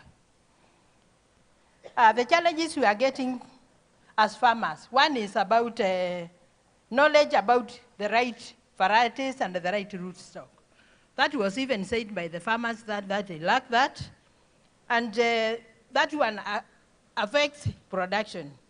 About Rootstock, most farmers don't have muscles to purchase farm inputs, such as chemicals, manure, due to high cost of associated with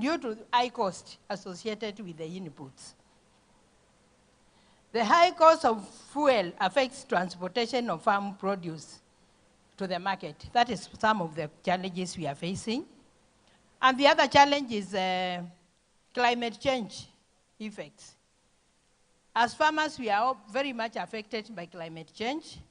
Na mnajua wakati mvua, mkikumbuka vile ilikuwa hapo mbeleni, the temperatures are very high. They result in abortion from our fruits and the change of flowering patterns by the mangoes.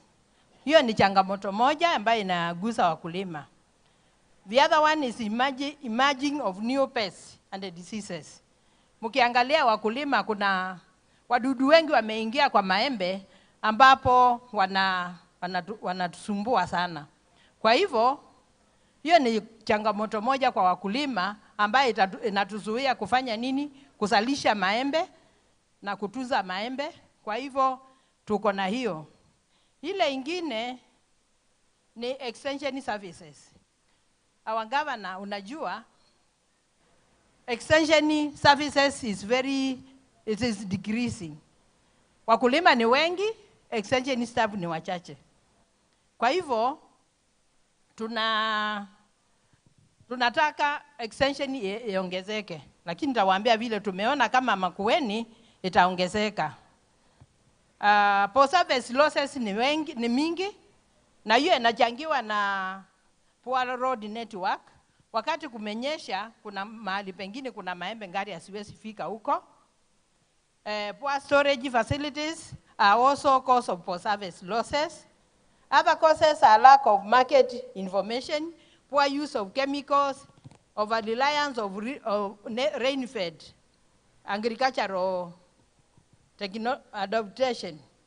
Kwa hivyo, hata hiyo inatusumbua sana. Sasa way forward, mitigation. Tunauliza national government and the county government to subsidize farm inputs, invest in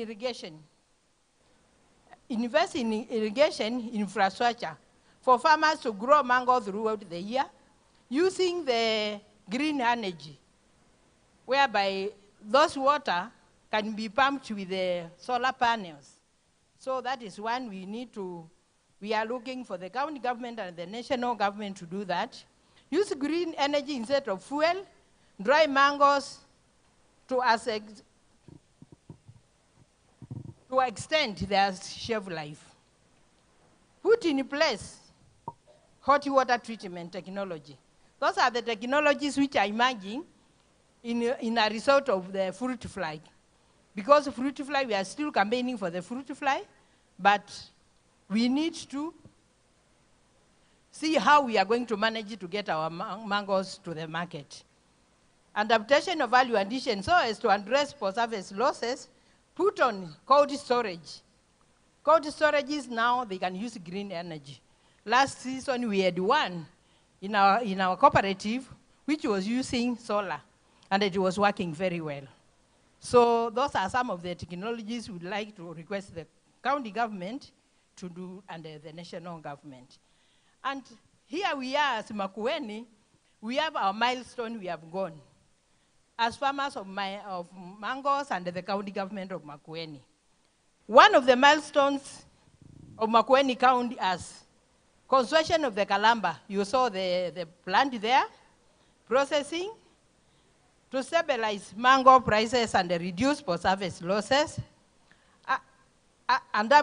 Adoption of IPM technologies, reduce MRIs. Wajua Makueni, kama nilisikia mkisema mambo ya traps, tunaongoza. Na we were leading the campaign with the KCDMS, USAID, KPIS, HCDA. We were campaigning and we set aside low preference areas in Makueni. So those are some of the milestones the county government have done. Training youth. on service provision also as to incorporate them in extension services provision. As now we are talking, we have that youth who are being trained by CABI. CABI is one of our partners. This is the third week for them to identify pests and the diseases, and our aim as cooperative, and I would like people to go to your cooperative of your choice. As a result of Cooperative Makueni County Fruit, we have decided to train youth. One, for the youth to have interest in farming. Two, those youth to move hand in hand with the farmer, so that naona nikiambiwa lakini wacha nimalize. I'm going to finish. 1 minute, please. Go ahead. One, that youth will work one-on-one with the farmer so that we can get quality mangoes without any interruption. So that is, those are some of the milestones we have done in Makueni. We have formed apex bodies of cooperatives. We have 13 cooperatives coming together, formed a apex for the fruits. The county government has put a hub. And this one, we would like it to be getting information about market intelligence, and understand which other countries are producing mangoes so that we can see how we can maximize, minimize, and produce and regulate our mangoes so that now we can be taking our mangoes to other places so that there is no planting. We are working in collaboration with the partners. And I would like to mention some of the partners here, and just among others. If you are one of us and you are not mentioned, don't feel that you are left behind. We have KPs, which is helping us to identify and do and certify our nurseries. Mm-hmm. We have HCDA, ESIPE, NARI, USAID, CABI, and all other agriculture sectors. Thank you very much. Sana. Makofi yake tafadhali. Bwana Mugeria, nitakupa dakika 2 tafadhali. Nina timer hapa. Nataka angalau saa 7 tuwe tumemsikiza mheshimiwa wetu. Mugeria. Asante. Dakika 2 tafadhali. Asante sana.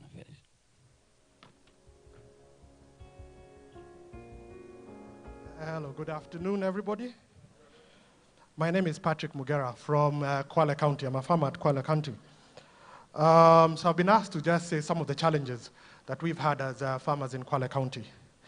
So some of the greatest challenges we've had, actually the biggest challenge we've had after we started producing mangoes is market. Market for our products. The biggest challenge we've had is finding the market for our products. A lot of the farmers in Kwale have been growing the very same variety, that's Ngoe. And so what happens is all our products come to the market at the same time. And when they come to the market at the same time, we struggle to find market for those products. So we, as a farmer, have tried to go into new varieties. So we've started trying to plant a different variety called Kent and Kate, which are late maturers, to help us then get our products into the market later. But another huge challenge is to keep them long term. So we've tried drying. We got a dryer, but again, the challenge with that is Kenyans don't like dried mangoes. So we struggled to sell the dried mangoes. So we're still trying to push that product. Kenyans seem to prefer fresh mangoes. So we're trying to look into other ways of maybe trying to freeze the mangoes to ensure that maybe when there's a high season and there are a lot of mangoes in the market, we're able to freeze these mangoes and then release them later on. Our biggest thing is to try and market that and see whether Kenyans would agree to buy the mangoes. So our biggest challenge actually has been that. The costs also of chemicals have been high, and we've tried to use different methods of trying to get rid of the pests that are there. Today we just learned about a new method called using smoke, and so we'll try doing that. I'm seeing my time is up, so yes, but the biggest challenge is our market for us. Thank you. Thank you so much. Makofi tafadhali. In the next 15 minutes, we're going to hear a keynote address. 15 minutes. Please put your hands together for Head of Technical and Advisory Services, Horticultural Crops Directorate, Benjamin Tito. Makofi yake tafadhali.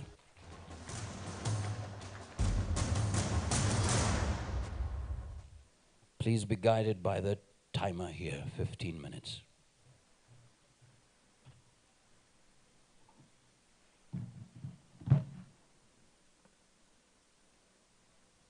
His Excellency the Governor of Makueni County, the Chair, Agriculture and Food Authority Board, and other directors present here, development partners, farmers, and stakeholders, together with value chain actors in the mango value chain. Good afternoon.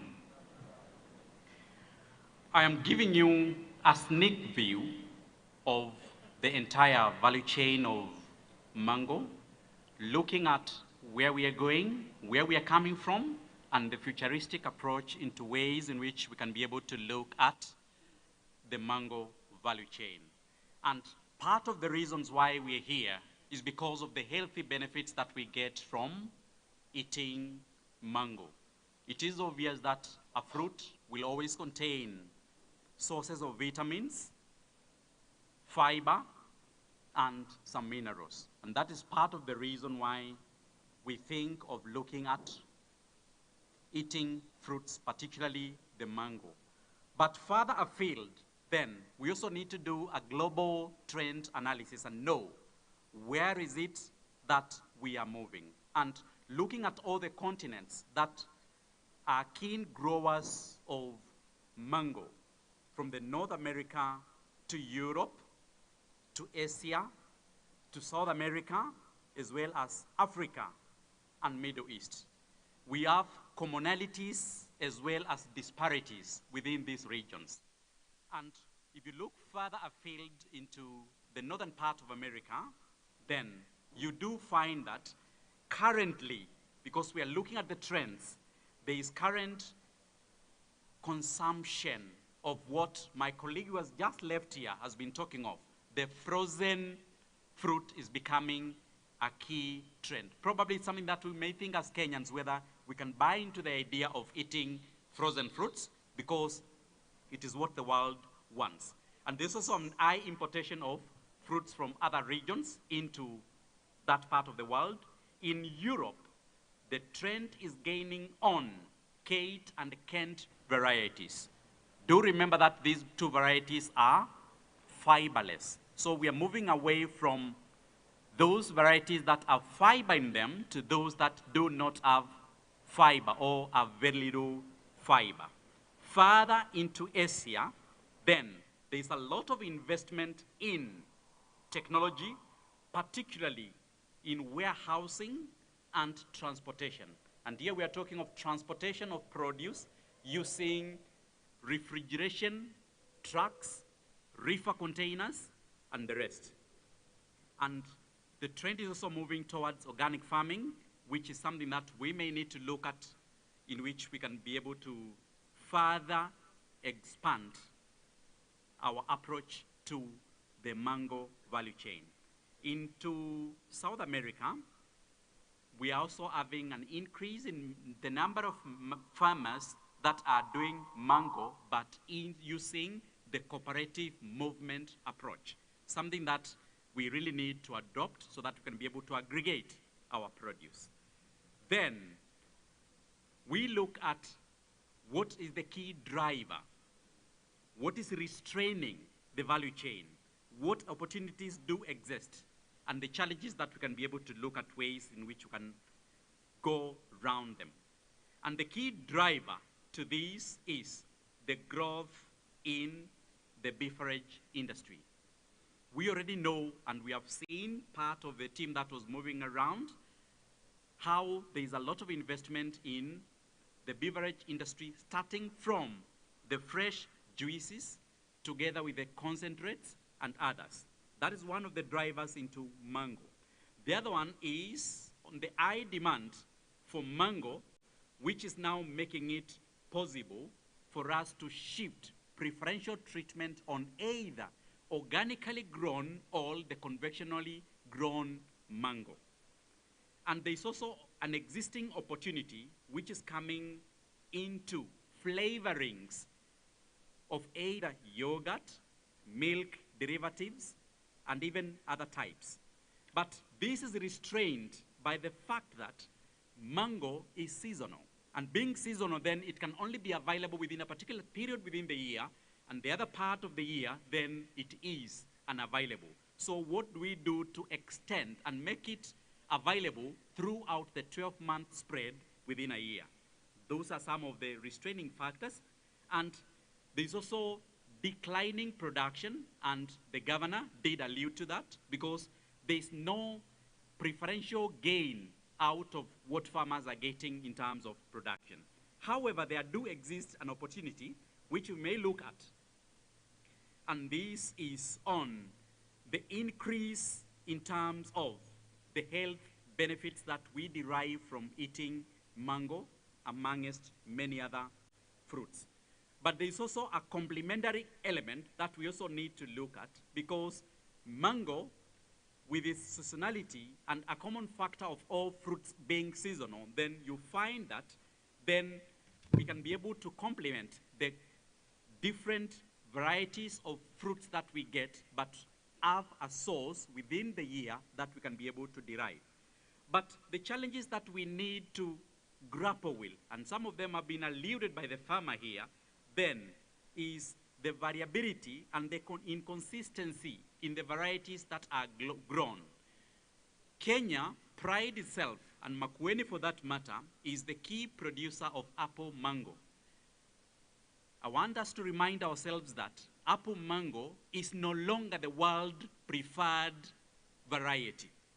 So that means then at some point in time we may need to work our plants in a way that they conform to the requirements of the world market. And that becomes a challenge. And we also have other fruits. There's also competition from banana, the pineapples, the citrus, and the rest. But looking now the Kenyan situation, we do find that the leading mango grower is Makueni, who is doing 30% of what we have as sales from the country, followed closely by Machakos with a 23.2%. Kilifi comes number 3 with 15%. Kwale 7.9%. Meru is 4.5%. Embu 2.8%. And Tana River at 1.8%. This is the current statistics for last year. And all these growing regions have one common characteristic. We grow our mangoes in pest-infested areas. And what this means is export of this fruit will require phytosanitary measures, particularly sometimes quarantine treatment, to ensure that there is no live pest that is present in the export consignment. And importing countries are becoming more concerned with pests arriving in consignments through imported produce. And currently, the trend is shifting towards zero tolerance on any insect pest. And what this means is we have to be careful on what we are producing if our market is to export the fresh mango varieties. But globally, then, because we want to put our minds together and see, from the 2021 statistics, the world leading producer was India with 24 metric tons, followed closely by China with 4.7. Notice the gap between 24.7 and China with a 4.7. Indonesia comes number 3 with a 3.6 million metric tons, Thailand and Pakistan. But closer home, Egypt is number 1 in Africa, followed by Nigeria, Sudan. Kenya comes number 4, and the list of top 5 is closed by Tanzania. Then, what do we do to position the mango? What has been said is not what I'll be able to repeat, but a key investment in areas of low pest preference, like what KCDMS has been able to do, RTI and other development partners. But we can also introduce the thermal treatment of our mango to disinfest the fruit fly particularly. We can also do an increase in the varieties that are desirable for the fresh market. And here I'm talking of already the Tommy Atkins, the Kent, the Harden, the Austin, and goes lower on the other varieties that may not necessarily require to be eaten fresh. Improving market efficiency through increased official controls, and this requires more inspections of our export consignments and value addition, together with investments that relate to that space of value addition, so that we can be able to get value-added products like pickles, the concentrates, the jams, the dried mango, and a particularly of interest is leather. Probably if we not pick anything else, let's pick the fact that mango is currently being used to produce leather. So that's something, and this is happening in the Netherlands, where all the rejects in terms of fruits that we take over there, they are processed, the seed and the outer cover are processed into leather. We can also do diversification. And here I'm bringing in the element of market timing. And particularly, Kenya did open a new market January 2023. This is Jordan.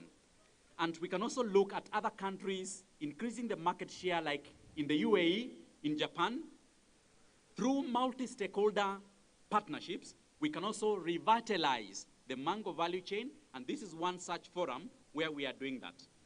But I will finish this story with the product segmentation that we need to think. In the Netherlands, there's not a single mango tree. Yet, 33% of all the mango traded in the world comes from the Netherlands. How does that happen?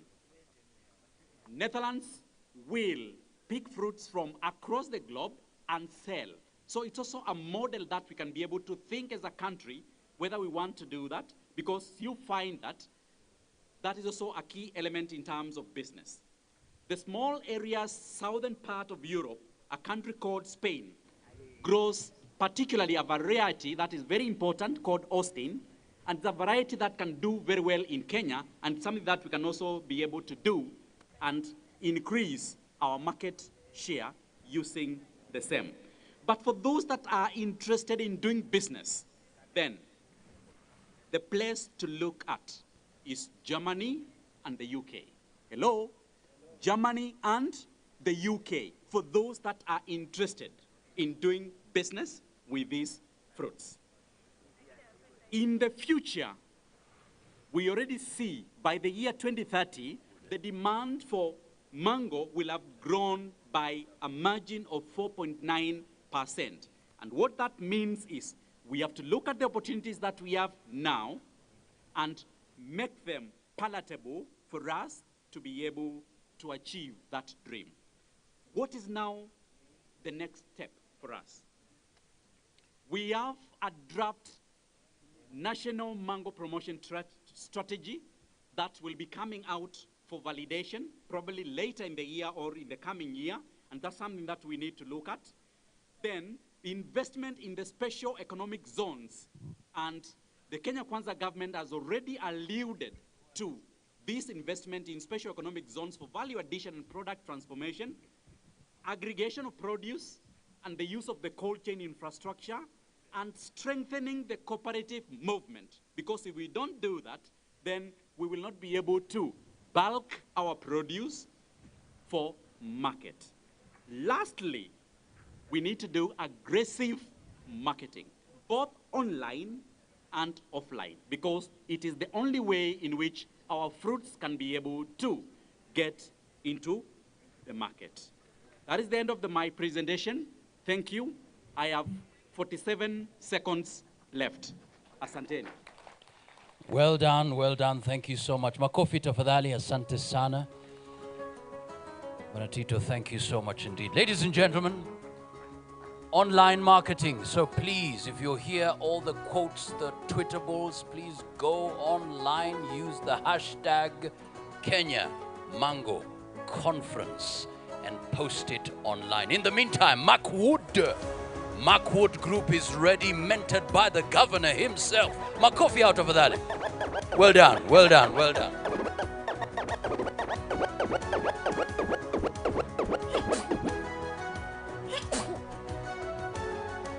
Good afternoon. We are Mark Hood. Mark Hood stands for Makueni Hood. We are youths from Makueni. We are performers. We are artists and dancers. I am Mode Eulogy. And I'm Kalibi. And we're ready to present a song for you that talks about Makueni County. Mangoes in general. And mangoes. Maembe kama kawaida. DJ. Ladies and gentlemen, introducing you to the County 17. You gon' get it. Makueni ndo home, makundo form. Kazi kwa vijana, ganji na biashara, no makundo form. Makueni ndo home, Makueni ndo home, makundo form. Kazi kwa vijana, ganji na biashara, no makundo form. Makueni ndo home. Music is a drug, I started with that and now. At the time, Mula was never an option. Hell nah, homie was stressing and now with all of this fame, money, step up and adopt. I was a young nigga trying to get a naya figure. Obstruction from the shit, from the gas and the liquor. The dream is bright, my homies call me a dope boy. Makueni bing on mama, BBC is the fast boy.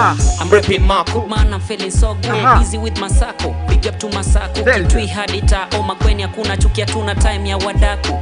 I still got you. Forms ama ana in the bro ikataku. Hustle in a best I'm going hard, so I'm going get it. Makueni ndo nyumbani, so we are ready to make it. Makueni ndo home, makundo form. Kazi kwa vijana, ganji na biashara, na makundo form. Makueni ndo home, makundo form. Kazi kwa vijana, ganji na biashara, na makundo form. Makueni ndo form. Kalibi, nimekaa mna bidii, kimwana chambo siku, Makueni CBD. Ukitaka piga root, kuja kama mtalii, tapatana na jamii ya Wakamba to the scene.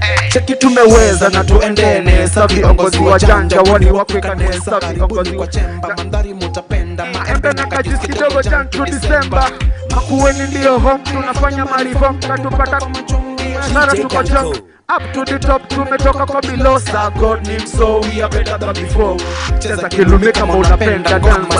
Sakata mabega dance ni noma. Pinda mugongo na mguu weka mbele. Ikina niyoji Makueni tuko mbele. Makueni ndo home, makundo form. Kazi kwa vijana, ganji na biashara, na makundo form.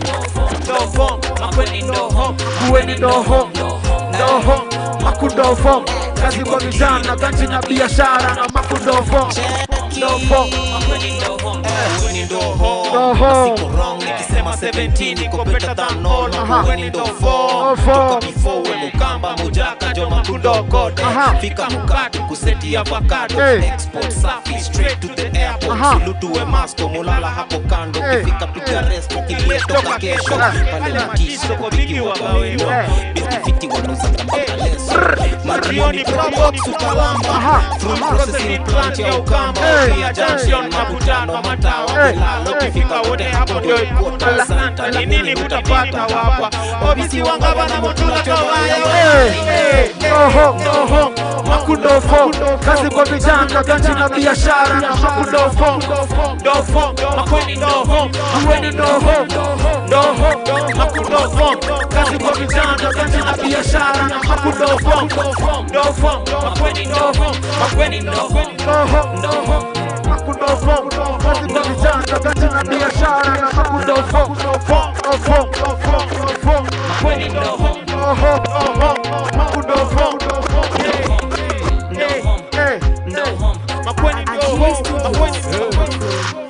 DJ Danko. Makofi. DJ Danko. Makundo home. Makundo home. Ehe. Makundo form. Ndo form. Makueni ndo home. Bas. Visa. Na maembe ndo Yetu. Ndio form. Na maembe pia ndo yetu Ndio yetu. maembe ndo maembe ndo form. Well done, well done. Makofi yao nyingine tafadhali.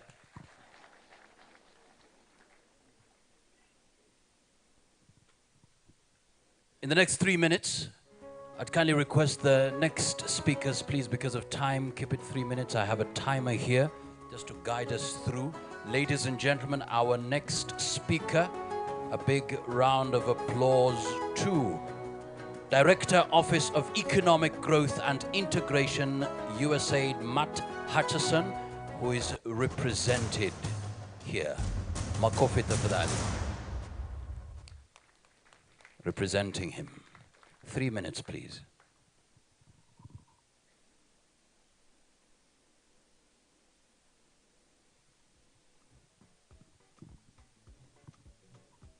All right. Thank you very much, everyone, and thank you, our governor. It's always a pleasure for USAID to be sharing the same platform with you. As you always know, we treasure your input in development, and we are very excited to be part of this conference. I was sent here by Matt. Yesterday we had a long discussion with him on what actually I can say in this meeting and what not to say. As you've heard, I work for a company that actually is a contractor of USAID. And we are a number of us as implementing partners of USAID in this room. I heard we have 15 of us. We have also the private sector who are here, and we've been partnering with the county on different areas. I don't want to repeat the different problems and challenges that have been presented here by our colleagues, the farmers, but also by other people. And thank you very much, Tito, for your presentation. I just want to say what USAID's commitment in this agenda is this morning. As usual, you all know that USAID is very committed in finding solutions to any problem that their partners, especially the counties and others, the private sector may be having. And so being able to find innovative solutions to some of these challenges is a commitment that USAID still will keep, especially doing the right research, doing the right investigations to be able to find solutions to those challenges. USAID commits itself that they cannot find those solutions alone, but of course it's a partnership, inclusive, collaborative learning, and of course adapting as we continuously learn what to do and do better. The other commitment for USAID in this, given the challenges, is availing those technologies and innovations closer to those who need them. For instance, the farmers. How do we make those innovations closer to the farmers? How do we make closer to the private sector? How do we make them even closer to the policymakers so that those innovations and technologies that can solve these problems can quickly and in a very effective way reach those who need them to increase productivity? So, Mr. Governor, we want just to make our commitment, given the time that is given to me, that actually that acceleration and how to involve everybody to bring them together is your role. But how is the private sector and the development partners going to be part of this is what USAID wants to commit itself, that they are willing still to continue partnering with you.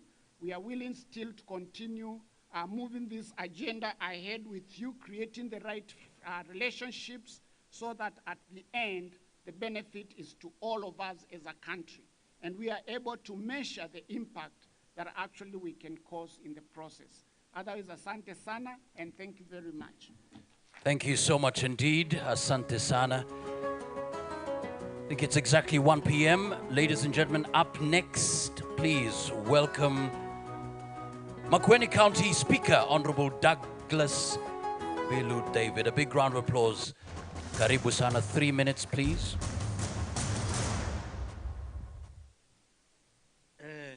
Thank you very much, Mwakazi, Mwajob.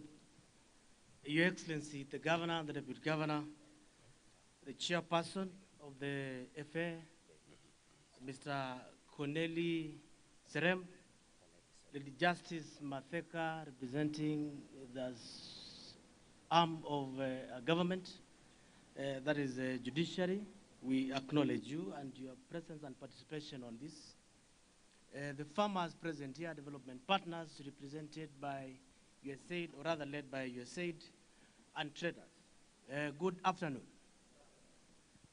Mwakazi, I will take the responsibility of representing 3 county assemblies and beyond who have over 100 plus members of county assemblies who have a right to speak and represent people in 3 minutes.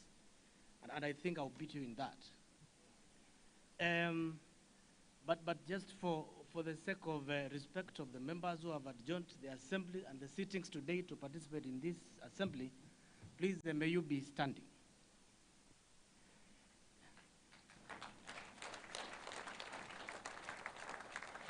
In the interest of time, you will not have an opportunity to speak, but that is the Deputy Speaker, Honorable Francis Mulwa, Honorable Jets Kalunda, Leader of the Minority, Francis Munyao, Leader of the Majority Party, Honorable Yolu, Member for Kwale Ward, Member for Mlale Mali, Cosmas Mutunga Kaleli, Honorable Benetic Maneno, Member for Katonzweni Ward, Member for Masongaleni Ward, where irrigation takes place, Honorable Brian, Honorable Muthoka, Member for Elima Ward, exporter of avocados, exporter from Macadamia, member for ward that Mutula Kalonzo Junior Governor comes from, member for Kiduko Kitise Ward.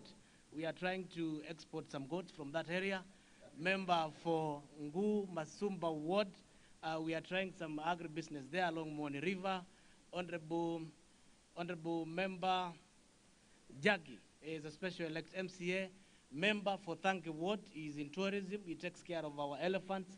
Member from Mboni Ward, Alexander Mulemba, he exports, what do you call them? Is it blue gum trees and avocados? Member from Zambani Vingoni, he borders with Mzima Springs and Taita Taveta over there. Honorable Josephine, nominated special elect MCA, the one and the only elected woman in the County Assembly of Makueni, Elizabeth Mutinda Kawembe.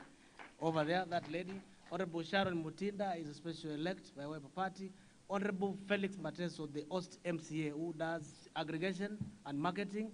Honorable Sarah Mbilo, special elect. Honorable Janet Kitunga, special elect. Member for Kako Waya Ward, Honorable Dennis Musyoka, and the chairperson budget for appropriation.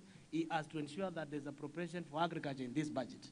Honorable Esther is a special elect. Honorable Mercy, special elect.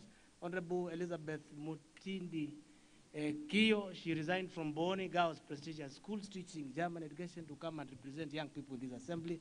Honorable Fiameta, another resignee from teachers education sector, to come and do political leadership, not politics. And Honorable Josephine Mwende, a representative of young people. Thank you very much. Allow me to say this.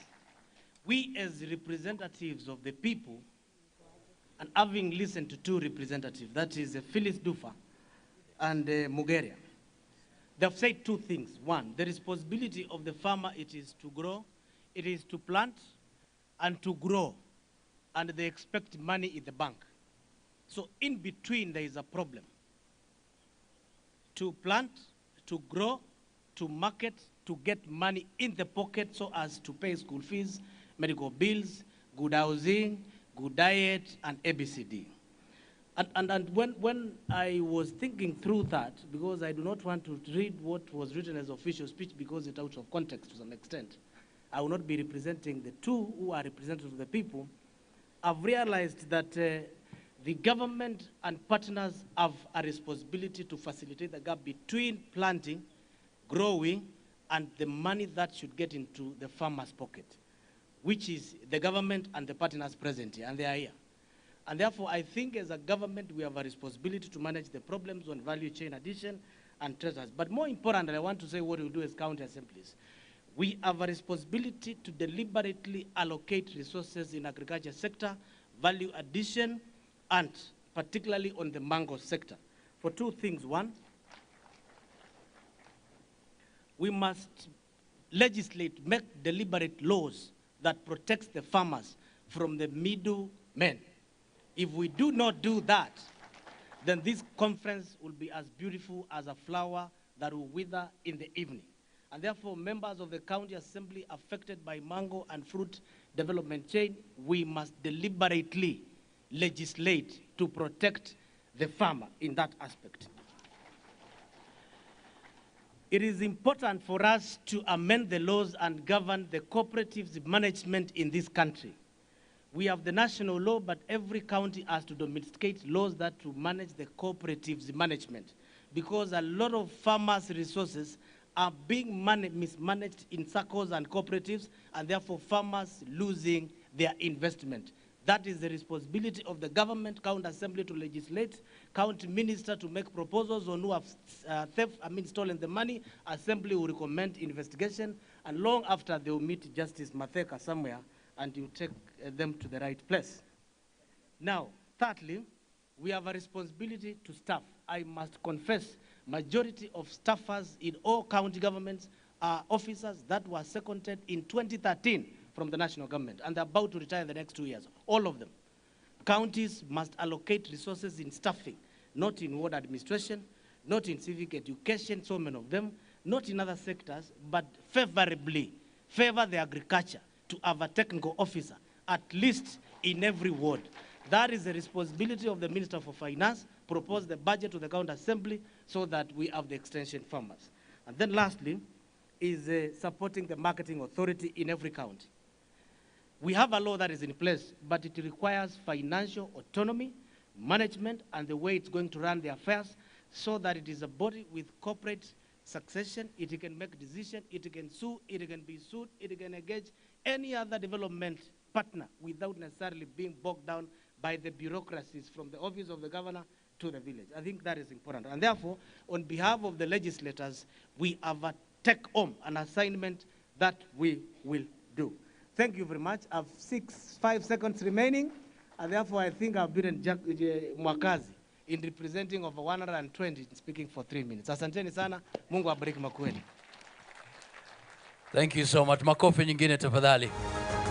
Ladies and gentlemen, in the next 3 minutes, big round of applause to Her Excellency Makueni County Deputy Governor, Her Excellency Lucy Mulili. Makofi yake tafadhali.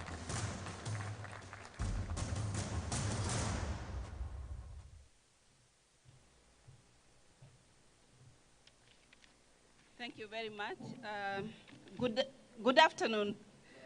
Asante sana, Your Excellency, the Governor, the Chairman AFA, Honorable Corneli Serem, Justice Matheka, Teresia Matheka, it's a privilege and pleasure to have you here with us. Partners, Speaker of the County Assembly, members of the County Assembly who are here, Executive Committee members, the ECMs from the county government, senior officers, distinguished girls and delegates. It's a pleasure and privilege to be here during the first National Mango Conference to be held in Makueni County. And as a resident of Makueni County, I wish to say that for the first time, we gave out mangoes as relief in the last 2 months. Not just maize, but we gave mangoes to our students in primary schools. And therefore, we recognize that mango is a very important crop for the county of Makueni. And I believe, I know it's not mango season. What we have are off-season mangoes. But we appreciate, and for sure, having this conference is the first step towards making mangoes, deciding how do we want our mangoes to be governed, how do we want our farmers to get more value for money for their crop, and therefore taking mangoes not just as a crop, as an export produce, as a market produce, but also as a cash crop for every farmer in Makueni County. And we know as a county that most of the mangoes we have are actually indigenous. Indigenous mangoes are more than the mangoes which we call the ngoes, the apple mangoes, and therefore even as we have the discussion today and tomorrow the conference, leaders who are here definitely will have to discuss even about the indigenous mangoes which we have and which we grew up eating. And the students who are here, I saw the students from Makueni Girls and the other school. During the marathons, or when the schools will send the students in the evening when they will be told, now run around 10 kilometers or 5 kilometers. And it is during the mango season. Even the students who could not run will make sure that they run out of the school so that they can pass through the neighboring farmers who had mangoes. And I remember that. Now, members and distinguished delegates, I want to say this, that the farmers in Makueni County really expect a lot from this county. I mean, from the county government of Makueni County and the people who are doing business in mangoes, so that they can get some value for money for their crop. And I really thank the teams that were here, and they sang about how God gave us mangoes. Actually, God gave us a very good climate for mangoes, and we truly appreciate. The mango value chain requires every single farmer in Makueni County to be included in the mango value chain, and therefore, the Speaker, and sorry for just referring to you, what you said, that really a need for us to add extension officers as a government is a good challenge, because many farmers, some of them don't know what to do with the fruit flies and many other challenges, and therefore as a government, we are extremely committed, and therefore this conference will provide that platform to provide those solutions and how we're going to move forward. Your Excellency the Governor, finally, I wish to say this. The post-harvest losses in Makueni County, I know we've... Thank you very much. Thank you very much.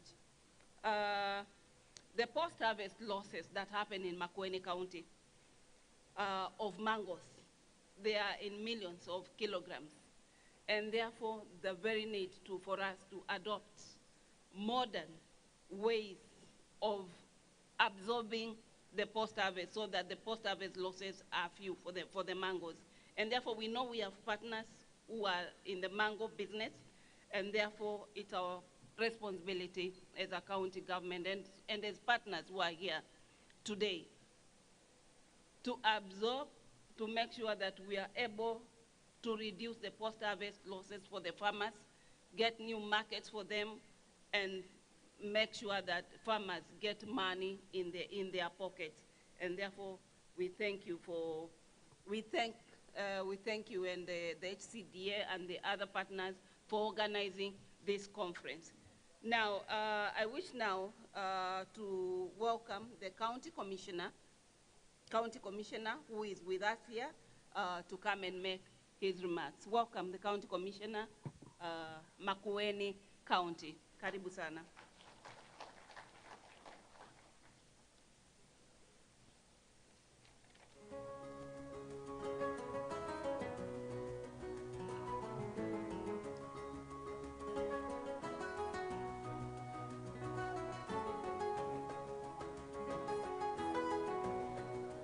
Thank you very much. This is our county commissioner, Makueni County. As you can see, he's having a problem with his voice, and therefore he will not speak. And now I wish to welcome Honorable Kwale, the chairman AFA, to come and make his remarks. You're welcome.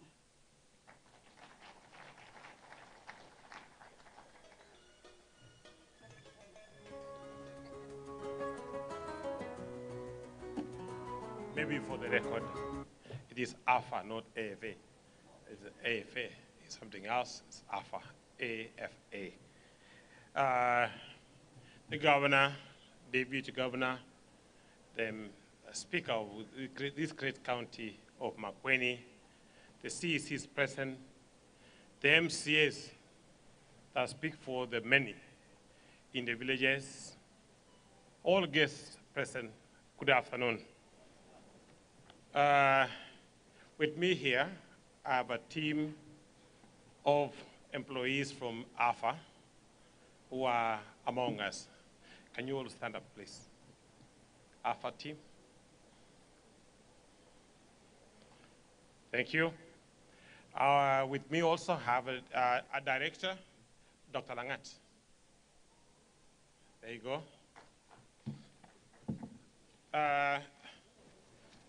Bwana Governor, I can't, on the other side of my life, I'm a politician.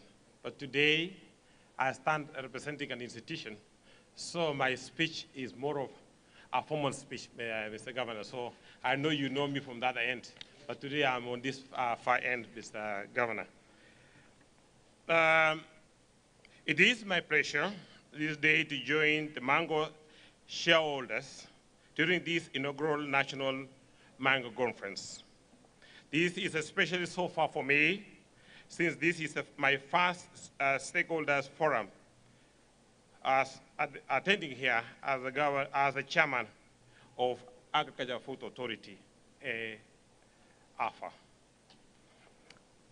Agriculture and Food Authority, AFA, is a state corporation established under the Act of Parliament, Agriculture Food Authority Act 2013. The authority is a successor of 8 former regulatory institutions, which now operates under the Directorate of AVA. Horticulture Crop Authority, or Horticulture Crop Directorate, which is HCD, which Tito came here for, is part of it. The reforms which culminated to establish of the authority were aimed at accelerating the growth and development of agriculture, hence the productivity and farmer income by improving the investment, climate, and efficiency of agricultural agriculture. Through a facilitative regulation, development, and promotive services, we take cognizance the fact that agriculture is a devolved function in line with the provision of Schedule 4 of the Constitution. The role of AVA is therefore mainly the policy development, capacity building, regulation. Some of the initiatives we undertake in complementary role and in collaboration with the county includes: 1, capacity building of the county extension services, establishment of the local, regional, and potential global networks to provide platform for marketing, learning experience, and information exchange. 3, identification of research priorities to support development and adoption of appropriate farming technologies. 4, facilitation of shareholders' consultation in review of progress towards achieving identified targets, such as today's function. 5, developing and implementing sectors regulation, which seeks to provide conducive business environment. Ladies and gentlemen, in line with our mandate, we collaborate with the county government, farmers, and other stakeholders in identifying our efforts towards expanding the land under farming, boosting the yield of mango value chains and value addition.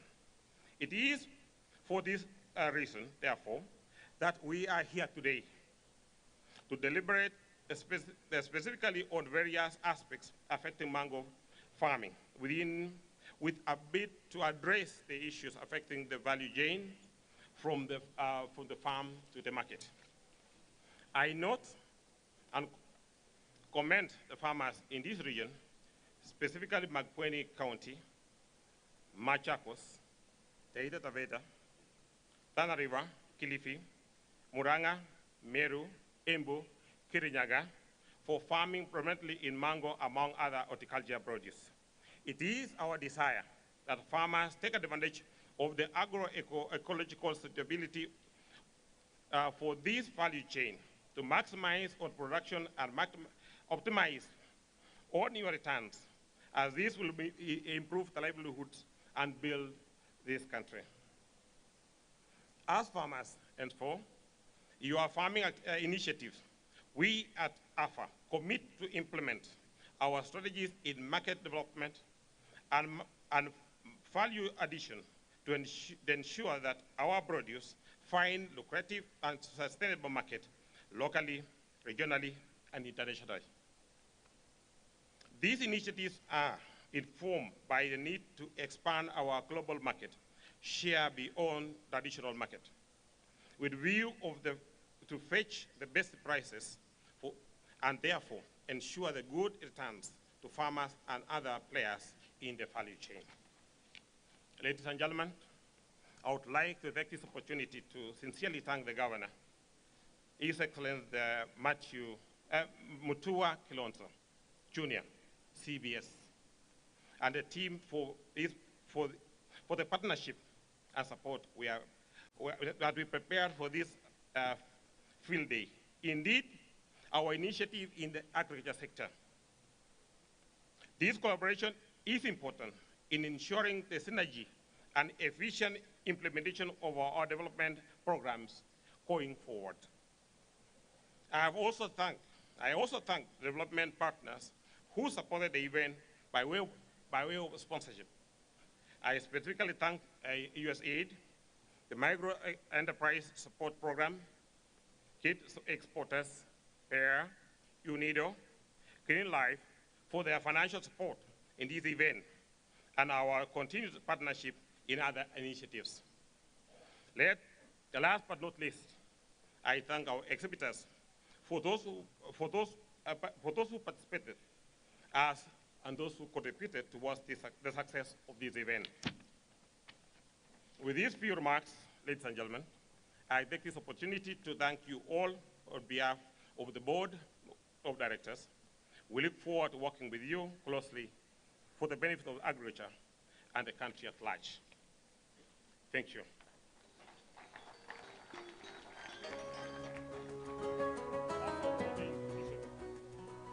That was for the institution. Mine, Governor, this is my first time to step in Makueni. I know you've been to my county, Nandi, and we discussed so much about tea and coffee, much of milk in our county.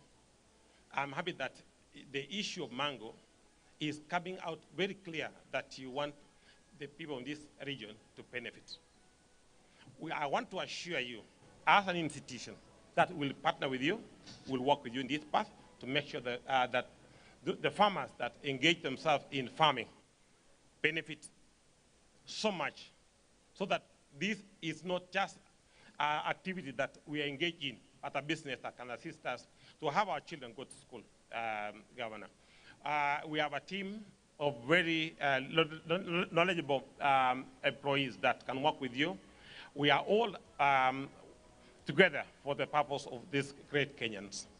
Let me sit and I wish all of you the best. I can see that we have your DG here. Your DG was my former commissioner in Nandi. She did a wonderful job. I'm assuring you she'll do a good job for this great county. Thank you.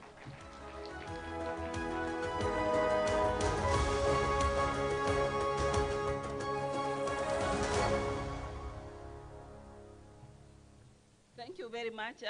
Your Excellency, the Governor, before I invite the Governor, I think I wish to introduce, please, the ECMs for Makueni County be upstanding.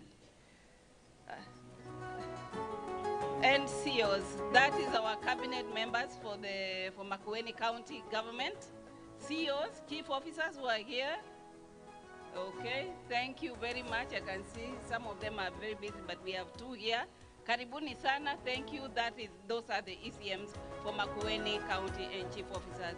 And now it is my singular honor and privilege to invite His Excellency the Governor, Honorable Mutula Kilonzo Jr., to come and open this forum and make a keynote address. Welcome, Your Excellency the Governor.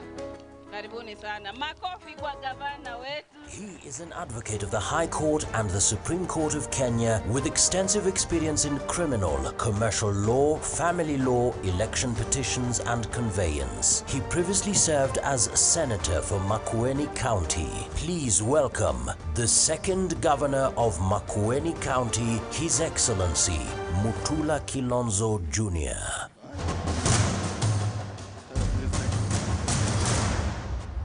Thank you. Please have your seats. Thank you very much. God is good. Hey. God is good. And all the time. And that is his nature. Wow. Mwaseo? Mwaseo wingi? Nagone museo. Thank you. Before I make my speech, please allow me to recognize our partners who are here, who have helped us put this very, very important conference together. Members of USAID, are you here? Please rise up to be recognized. Wapigiani makofi hawa. These are not just partners, this is family of Makueni. We are happy with you. World Food Program. These are the people helping us not only with this value chain, but these are the people who are configuring our Tedeka fund, and we are very happy to have their representative of director. Danida, again our friends. Wapigeni makofi. Danida, through the ambassador, welcomed me and the team to the embassy. They told us what we need to do with this value chain, how we can get our mangoes to Europe. Thank you, and please pass our regards to the ambassador. Bidco, Vimal wanted to come, he sent a representative.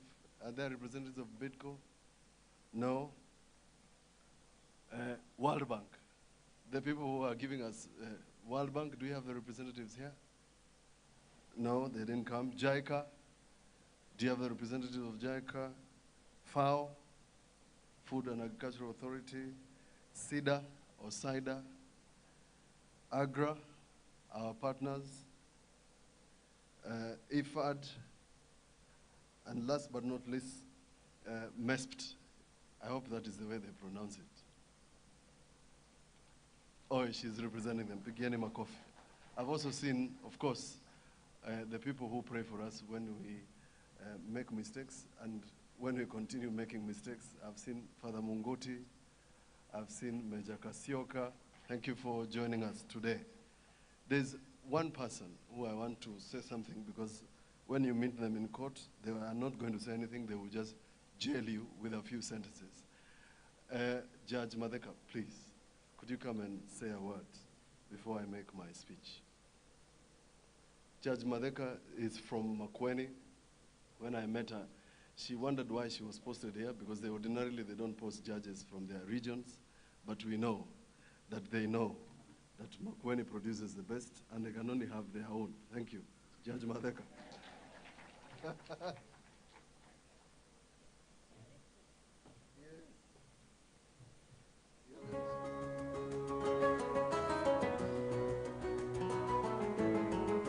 Mwaseo? Mwaseo ingi? Mwe ni museo? Emavinda on there? God is good and all the time. This is an ambush by His Excellency. And when your governor calls, what do? So I'm really honored and privileged to be here. I just came to learn like everyone else. But I want to say what a pleasure it is to be sitting here and discussing the mango. I was sharing with my neighbor, Dr. Langat, and wondering, Your Excellency, whether the big mango trees we used to tune out the mangoes from are going to disappear with all these new ones. Kent, all those. Will those mangoes disappear? I don't know. The experts are here. Please, the only thing I can say, make sure a few of those big mango trees with small mangoes for us to throw one in the mouth and enjoy the sweetness will still remain, or improve on those ones. But I want to congratulate all the farmers who are here, because it is you who has brought us here.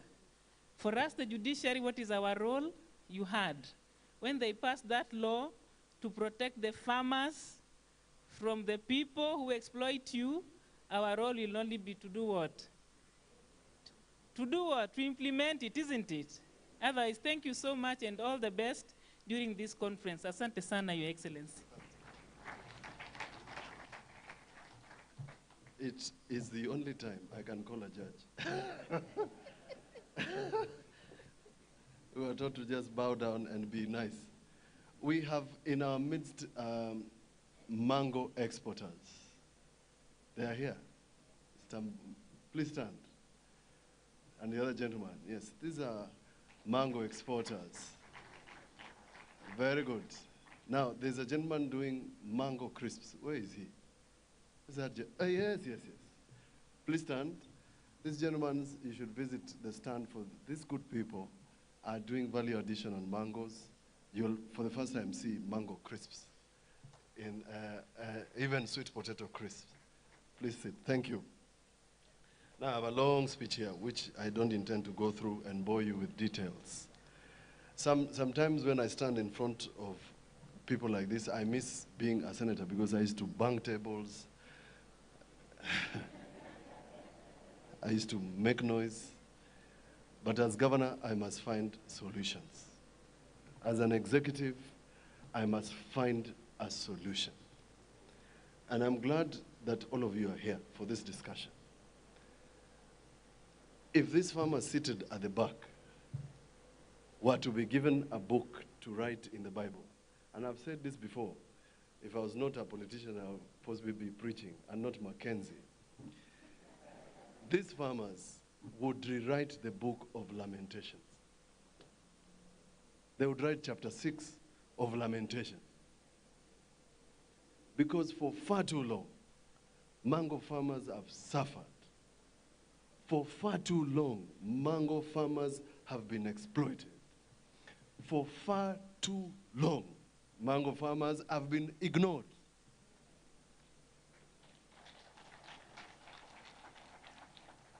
When national government is looking for funds, and I was discussing with my good friend who were in parliament together, chair, they would set up a fund called the Cherry Fund for coffee farmers. When the national government is looking to waive bills, they would waive the tea ones. They would look for money for the sugar cane. But when it comes to mangoes, people have even come up with songs to mock this community. It pains me a lot that our cash crop has found itself in comedy. And that is why this is important. And I want to thank Mr. Tito. When you invited us to come and have this conference, I thought, voila, the book of Lamentations, in Lamentations 3:23, has a very good song. Great is thy faithfulness. The freedom is coming to mango farmers.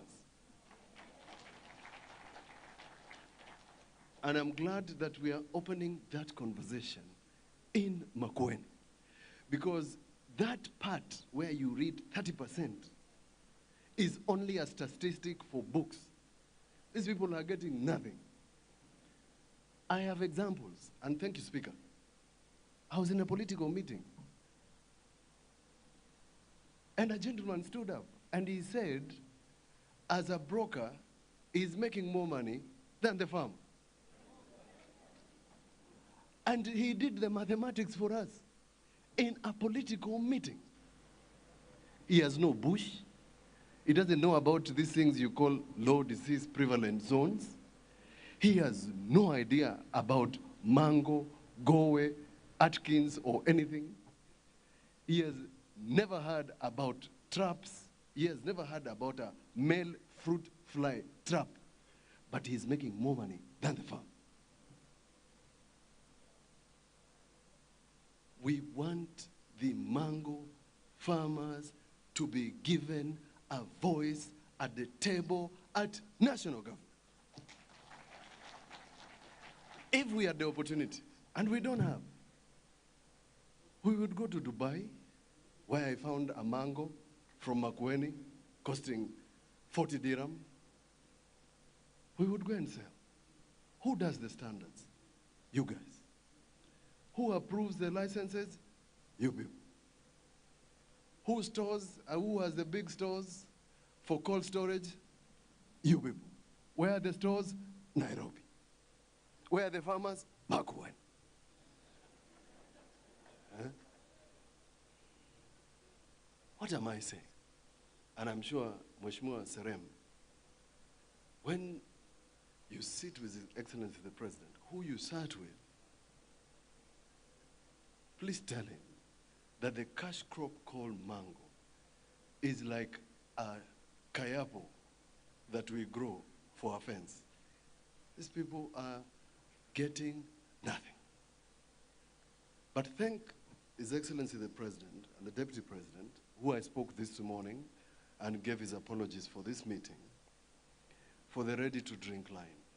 But even then, it's still not enough. Even if we do the ready-to-drink line in Kalamba, where this good gentleman comes from and fights tooth and nail about the Kalamba fruit factory, we are still not going to get there. So I hope in the discussions that we are going to have in the next 2 days, Makueni is not going to be a statistic anymore. We are going to seriously sit down and ask ourselves serious questions. HCDA, through Tito, should have an office here. HCDA should have a cold storage here.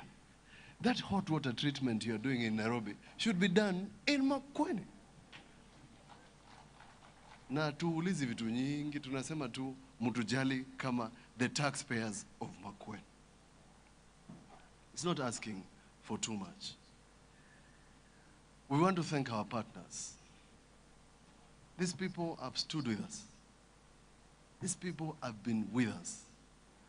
The meetings and the trips they have taken Phyllis to, Italy. There's nothing Phyllis doesn't know. Phyllis knows everything. But it still hasn't helped. It is time for national government, through AFA and HCDA, to now start loving the farmers of mango all over the country. And we and the farmers who are here, from Tana River, from Machakos, from Kitui, Kilifi, and Lamu, we want to form a strong caucus, like the coffee farmers, so that we have negotiating powers. And we want to sit with the executive as they make their budgets to consider these farmers. We want to have shops out there in the world. If you go to Germany, if you go to Europe, you go to Sweden, you will find coffee exhibitions like these ones for Kenyan coffee. Little will you find exhibition stores like these ones out there in the world for mangoes. We can compete with India. Mahali kuna nia, kuna njia. And these people have been suffering, but we want to give them hope. In giving them hope, they will go back to their farms. I was telling you, Chairman, that I've been to funerals where the funeral changes to mango discussions. We're supposed to bury a good person, but then we want to discuss mangoes and the sufferings of mango farmers. We don't want the discussions at our funerals and our churches to be about the lamentations of these farmers. And that is why this conversation is very important for the people of Makueni. I'm glad that this conversation is going to happen here. The 13 or 14 cooperatives that are here represented and the ones that we have seen are complaining. When we say, and in the Acts of Parliament, and I'm talking to you honorable members, the Act here and national says we must reserve 2% of our budgets for cooperatives. These cooperatives are suffering. But the cake has reduced, it's become small. And even when it's small, it comes very slowly. So even these members are struggling to apportion our budgets. So we are requesting the national government and the cooperatives and all our development partners to hold the hands of these farmers, these ones who are here. So that at some point, wataanza kusema, kuna nuru gizani. because it's dark. Mango farming is that place in the Bible, Psalms 35, is a dark, slippery slope. And we want to end that, where mangoes are eaten by dogs or buried, because it's a good fruit. And to thank the Assembly, which to adjourn the House in the Senate to discuss matters of national importance. There was a standing order somewhere. You have adjourned the House to come and sit with the people who represent us, who you represent, and speak to. So in the breakout sessions that are going to come, let's pick something. Let's pick something that is useful. Let's form a resolution that I can present as the Chairman of Justice and Legal Affairs and Intergovernmental Relations at the Council of Governors. That resolution must go to the Senate. That resolution must go to the National Assembly. That resolution must go to the Executive. And that is why this is important, not just for this administration. We are doing it for the future and for posterity. God bless you. I hereby declare this conference officially opened. Tuendekas, asante. Thank you so much. A big round of applause, ladies and gentlemen, once again, for His Excellency Asante Sana. The freedom is coming to mango farmers. Thank you so much. A broker making more money than the farmer. Makueni is not going to be a statistic anymore. In funerals, we'll discuss that. The mango discussions now have started. We can compete with India. We can do what? We can compete with India. Ladies and gentlemen, for the next 15 minutes, we have 3 presentations, very key presentations. And thank you so much, Your Excellency. Asante sana. Makofi nyingine tafadhali. Thank you so much for your leadership. Unpacking the mango value chain. 5 minutes. Get ready to learn. Bwana Tom Owuor, makofi yake tafadhali anapokuja. Asante sana. Bwana Tom Owuor akifuatwa hapo karibu na Emily Osena na Patrice Ngenga. Karibuni, karibuni, karibuni. Bwana Tom Owuor, makofi yake tafadhali. Karibu.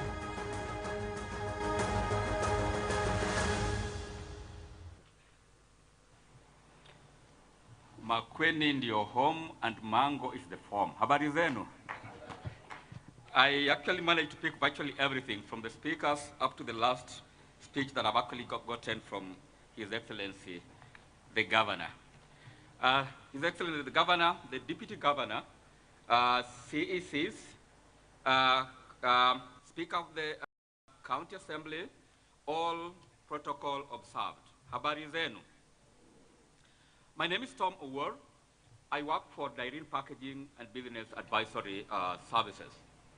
I am not a stranger in Makueni, the fact being that in 2019, 2020, I did value chain analysis for mangoes in this great county of Makueni.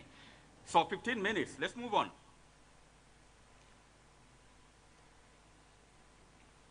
All right.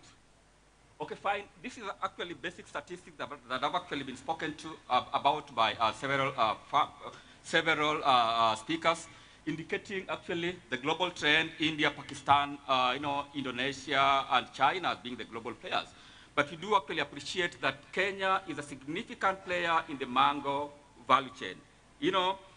Being the 15th largest producer is actually not something that you can actually be able to take lightly. But I want to digress a bit. The issue of market is actually becoming a thorny issue, especially when actually listen, to what is actually coming out of this discussion. Now, in the next slide, if we find it difficult, I think I'll basically just, okay. I think allow me just to digress and just forget about the presentation so that at least it is actually flow. Your Excellency, the Governor, I would wish to start by the production of mango, specifically for Makueni County. The challenge number one that I actually realized in Makueni County, outside of the market, is that we do not have youth focusing on mango production in Makueni County. When I was doing the value chain analysis across Makueni, Kitui, and Embu, the average farmer in Makueni is 56 years. In Kitui is around 60 years. In Embu is around 60 years, right? Basically indicating the fact that we have actually not been in a position to incorporate our youth into the value chain. So that is an issue number one, because mango is actually a market-driven issue, value chain that actually can be able to generate a lot of money, specifically when we actually go as far as incorporating major active age groups, specifically the youth. So that is something that we need actually to think about. Second to that, when I'm actually talking about the market for mangoes, let me focus on to the domestic market. In terms of the domestic market, there is actually a problem in terms of distribution of mangoes across this county.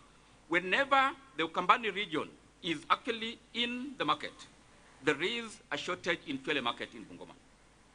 Whenever Ukambani region is actually in market, there is actually a shortage in Kibuye market or in Kisumu. What am I saying? All these markets across the country have got people that we call market chairpersons, and we know them.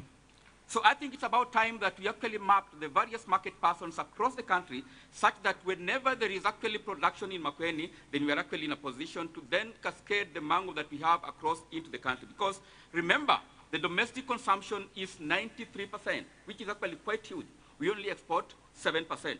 So in my opinion, we better focus in terms of harnessing the opportunity that we have in the domestic market, which is actually quite huge. Regional market, Uganda, Tanzania, South Sudan, Rwanda, very significant markets for this country. How do we go about it? You spoke about brokers, making a kill.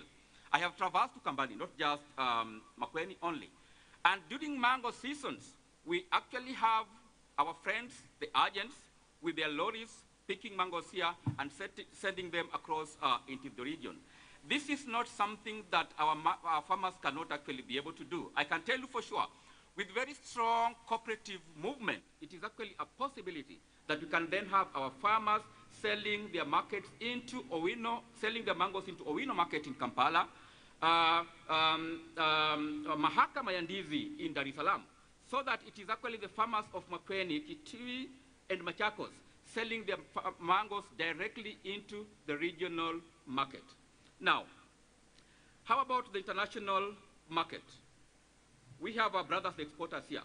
The biggest market where we export is United Arab Emirates, and that commands 50% of all the exports that we actually do. But then it's not done by the farmer. Number two is Saudi Arabia. 15% of the exports of mangoes actually go to Saudi Arabia. And then eventually you have Qatar at 12%, we have Russia, 8%, Uganda, of course, have actually spoken about that. Now, therein lies the challenge. If we speak about the international market, we are actually talking about the Middle East, and you will appreciate the prices that the Middle East brings about to the exporters. Number one, the prices in the Middle East are not the best to think about. And number two, kuna wakora wengi Middle East. I can tell you, all these exporters must be having a story to speak about in terms of market opportunities in the Middle East. Where do we go to? If you ask me, our market is in Europe. But therein again lies the challenge. The challenge is that we produce apple, and yet Europe speaks about Kent, Tommy Atkins, Van Dyke, etc. So I think it's about time we started to promote apple, because that is where our competitive edge is. We must actually ensure that what we produce most is actually the exact thing that we actually export into the market. Again, speaking about the varieties that are actually acceptable in the international market, in this particular situation, I'm actually referring to the European Union market. Tommy Atkins, Van Dyke's, etc. are very late maturing varieties. On a number of occasions, the quality is actually an issue because the weevils and the fruit flies are actually a menace that then cannot actually be able to promote these particular mangoes into those particular markets. But I want to tell you that let us promote apple mango, but again, let us also ensure that apple and Kent And these other varieties are actually the ones that we actually promote to the extent that they also get into the international market. Finally, I would request that the cooperative movement in Makueni and across the country actually go through Global Gap Option 2 certification. The minute that one is done, then the exporters will actually come running here. But again, for the exporters to come running to Makueni, we need to have a well-established aggregation center, complete with sorting, grading, and packaging facilities, to the extent that we can actually be able even to measure things like things to do with bricks content. In that particular case, we are going to be on board, and Makueni farmers will be the happiest lot. Thank you very much for listening to me.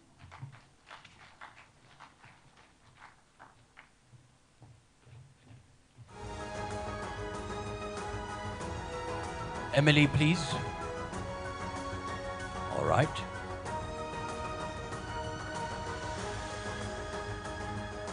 And finally, Patrice Ngenga. Patrice Ngenga, are you here? Carol Mombi. Carol Mombi. Patrice? Fantastic. 4 minutes, please. We're 9 minutes to the top of the hour when we break for lunch, so I'll give you 4 minutes. Carol Mombi, are you there? Okay, please be on standby. 4 minutes. Thank you so much. Go ahead.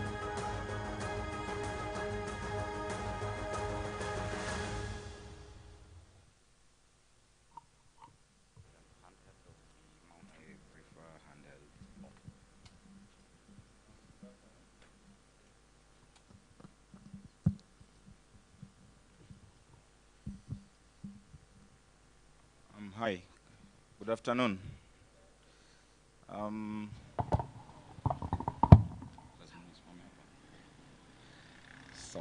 Okay. My name is Patrice Ngenga.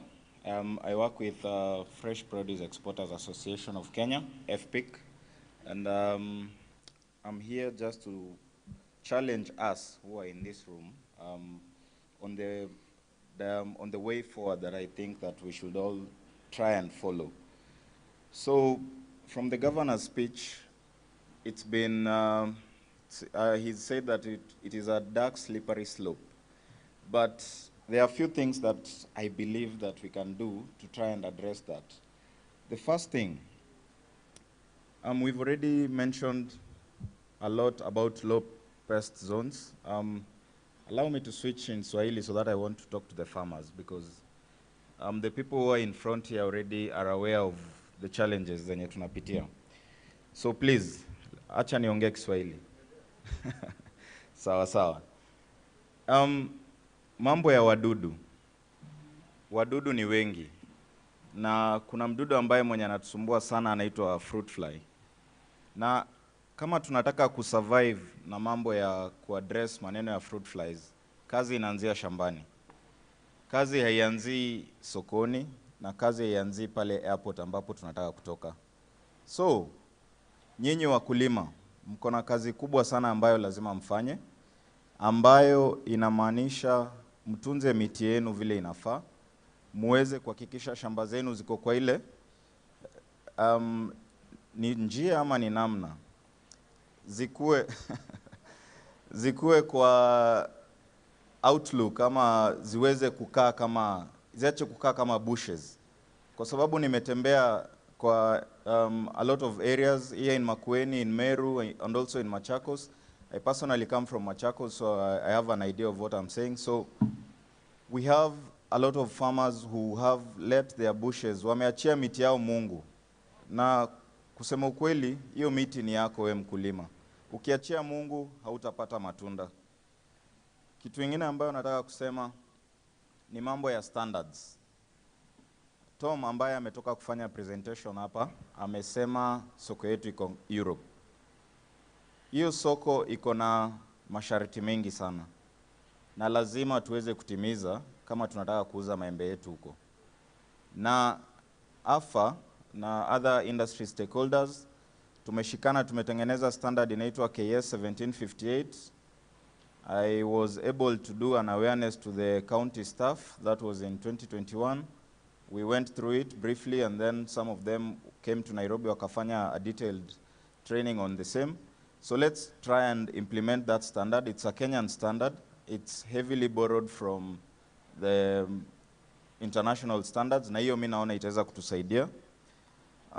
The next thing ambayo yenye nataka kuhimiza brokers ambayo mmesema wanawanyanyasa. The only way to deal with brokers ni kufanya contract farming. Na contract farming ni utafutane na hawa exporters. Sisi tunawakilisha exporters. Tunaweza tukakulink na wale exporters ambao wanafanya kazi hapa, mtasaidiana na wao, mkuwe na contract na wao. Contract wakulima wa sign, exporter aweze kusign hiyo contract, alafu mwishowe isainiwe na ofisa wa HCD kuonyesha kuwa iko valid. Na kama kutakuwa na challenge, HCD itafanya kitu inaitwa arbitration. Na la mwisho ambayo ningetaka kusema, challenge sasa ni kwa wakulima. Lazima tufanye market research. Hii maneno ya kulima maembe kwa sababu ulisikia ndio iko na pesa, wachana na hiyo. Enda sokoni, enda uulize. Siku hizi tuko na smartphones na wengi wenu naona mnapiga picha. Tumia hiyo simu kuangalia ni maembe gani ambayo inahitajika sokoni. Na ukifanya hivyo utaweza kukua na ile kitu ambayo soko inahitaji. Tuache kukua na maembe ambayo hatuwezi peleka mahali. Na soko yetu ya maembe vile Tom amesema iko ng'ambo, lakini kwa sahi mingi tunakulia hapa na ingine inaenda Dubai. Na kama tunataka kuexpand, lazima tujue ni nini soko inataka. Asanteni sana na asanteni sana kwa leadership ya Makueni. Asante, makofi tafadhali. Moving forward, we have key proposals courtesy of AFA Chairman Bwana Serem. Makofi yake tafadhali anapotupa hizo proposals. Karibu sana.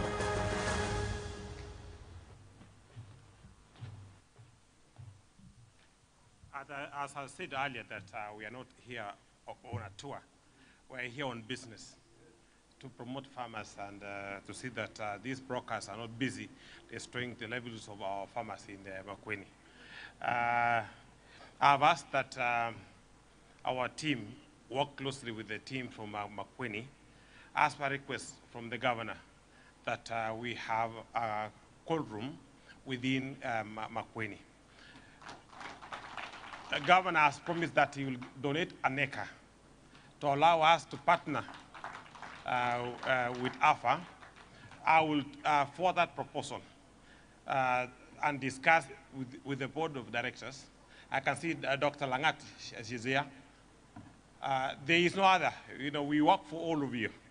That in the next budget, we'll capture that we will work with you to build a cold room for you guys.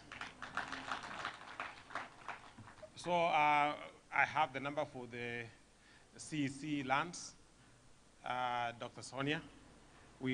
I hope that you can come to offices. If he asks that you want to come to my office, Governor, allow her to come. Yeah, so that we can synergize this issue and take care of the farmers from this region. I understand the challenges that the farmers go through. I'm a farmer, but these brokers are all over. Tea farmers in our area have these brokers in between. They will always come to your door steps, say that how much do you need for a kilo of tea? You say 8 shillings. You are so much in a hurry to give out your tea. At the end of the year, you miss what you call bonuses. If those guys are here, my friends, you are in trouble. Work hard. But I'm not saying that brokers should not come, because we require them for now. Brokers, I know some of you are here. I'm not discouraging you, please. Be active.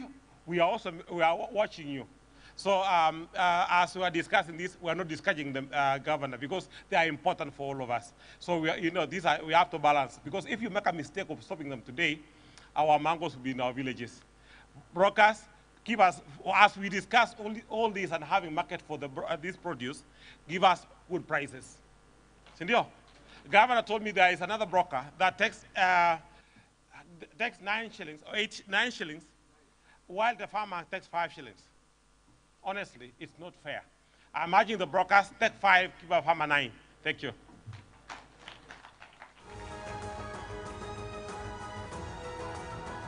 Ladies and gentlemen, thank you so much. It's 2 p.m., top of the hour. We are ready to break for lunch, but I'd kindly request that we allow His Excellency and his delegation to leave. We will have 60 minutes. 60 minutes, the timer on the clock. Lunch for those who are clearly validated will be served across the road. So 60 minutes begin now. But in the meantime, let's allow His Excellency to leave. Makofia, His Excellency first. Makofi yake tafadhali. Sisi sote tuendelee tuketi tafadhali. Tuketi tafadhali hadi aondoke. Asante sana.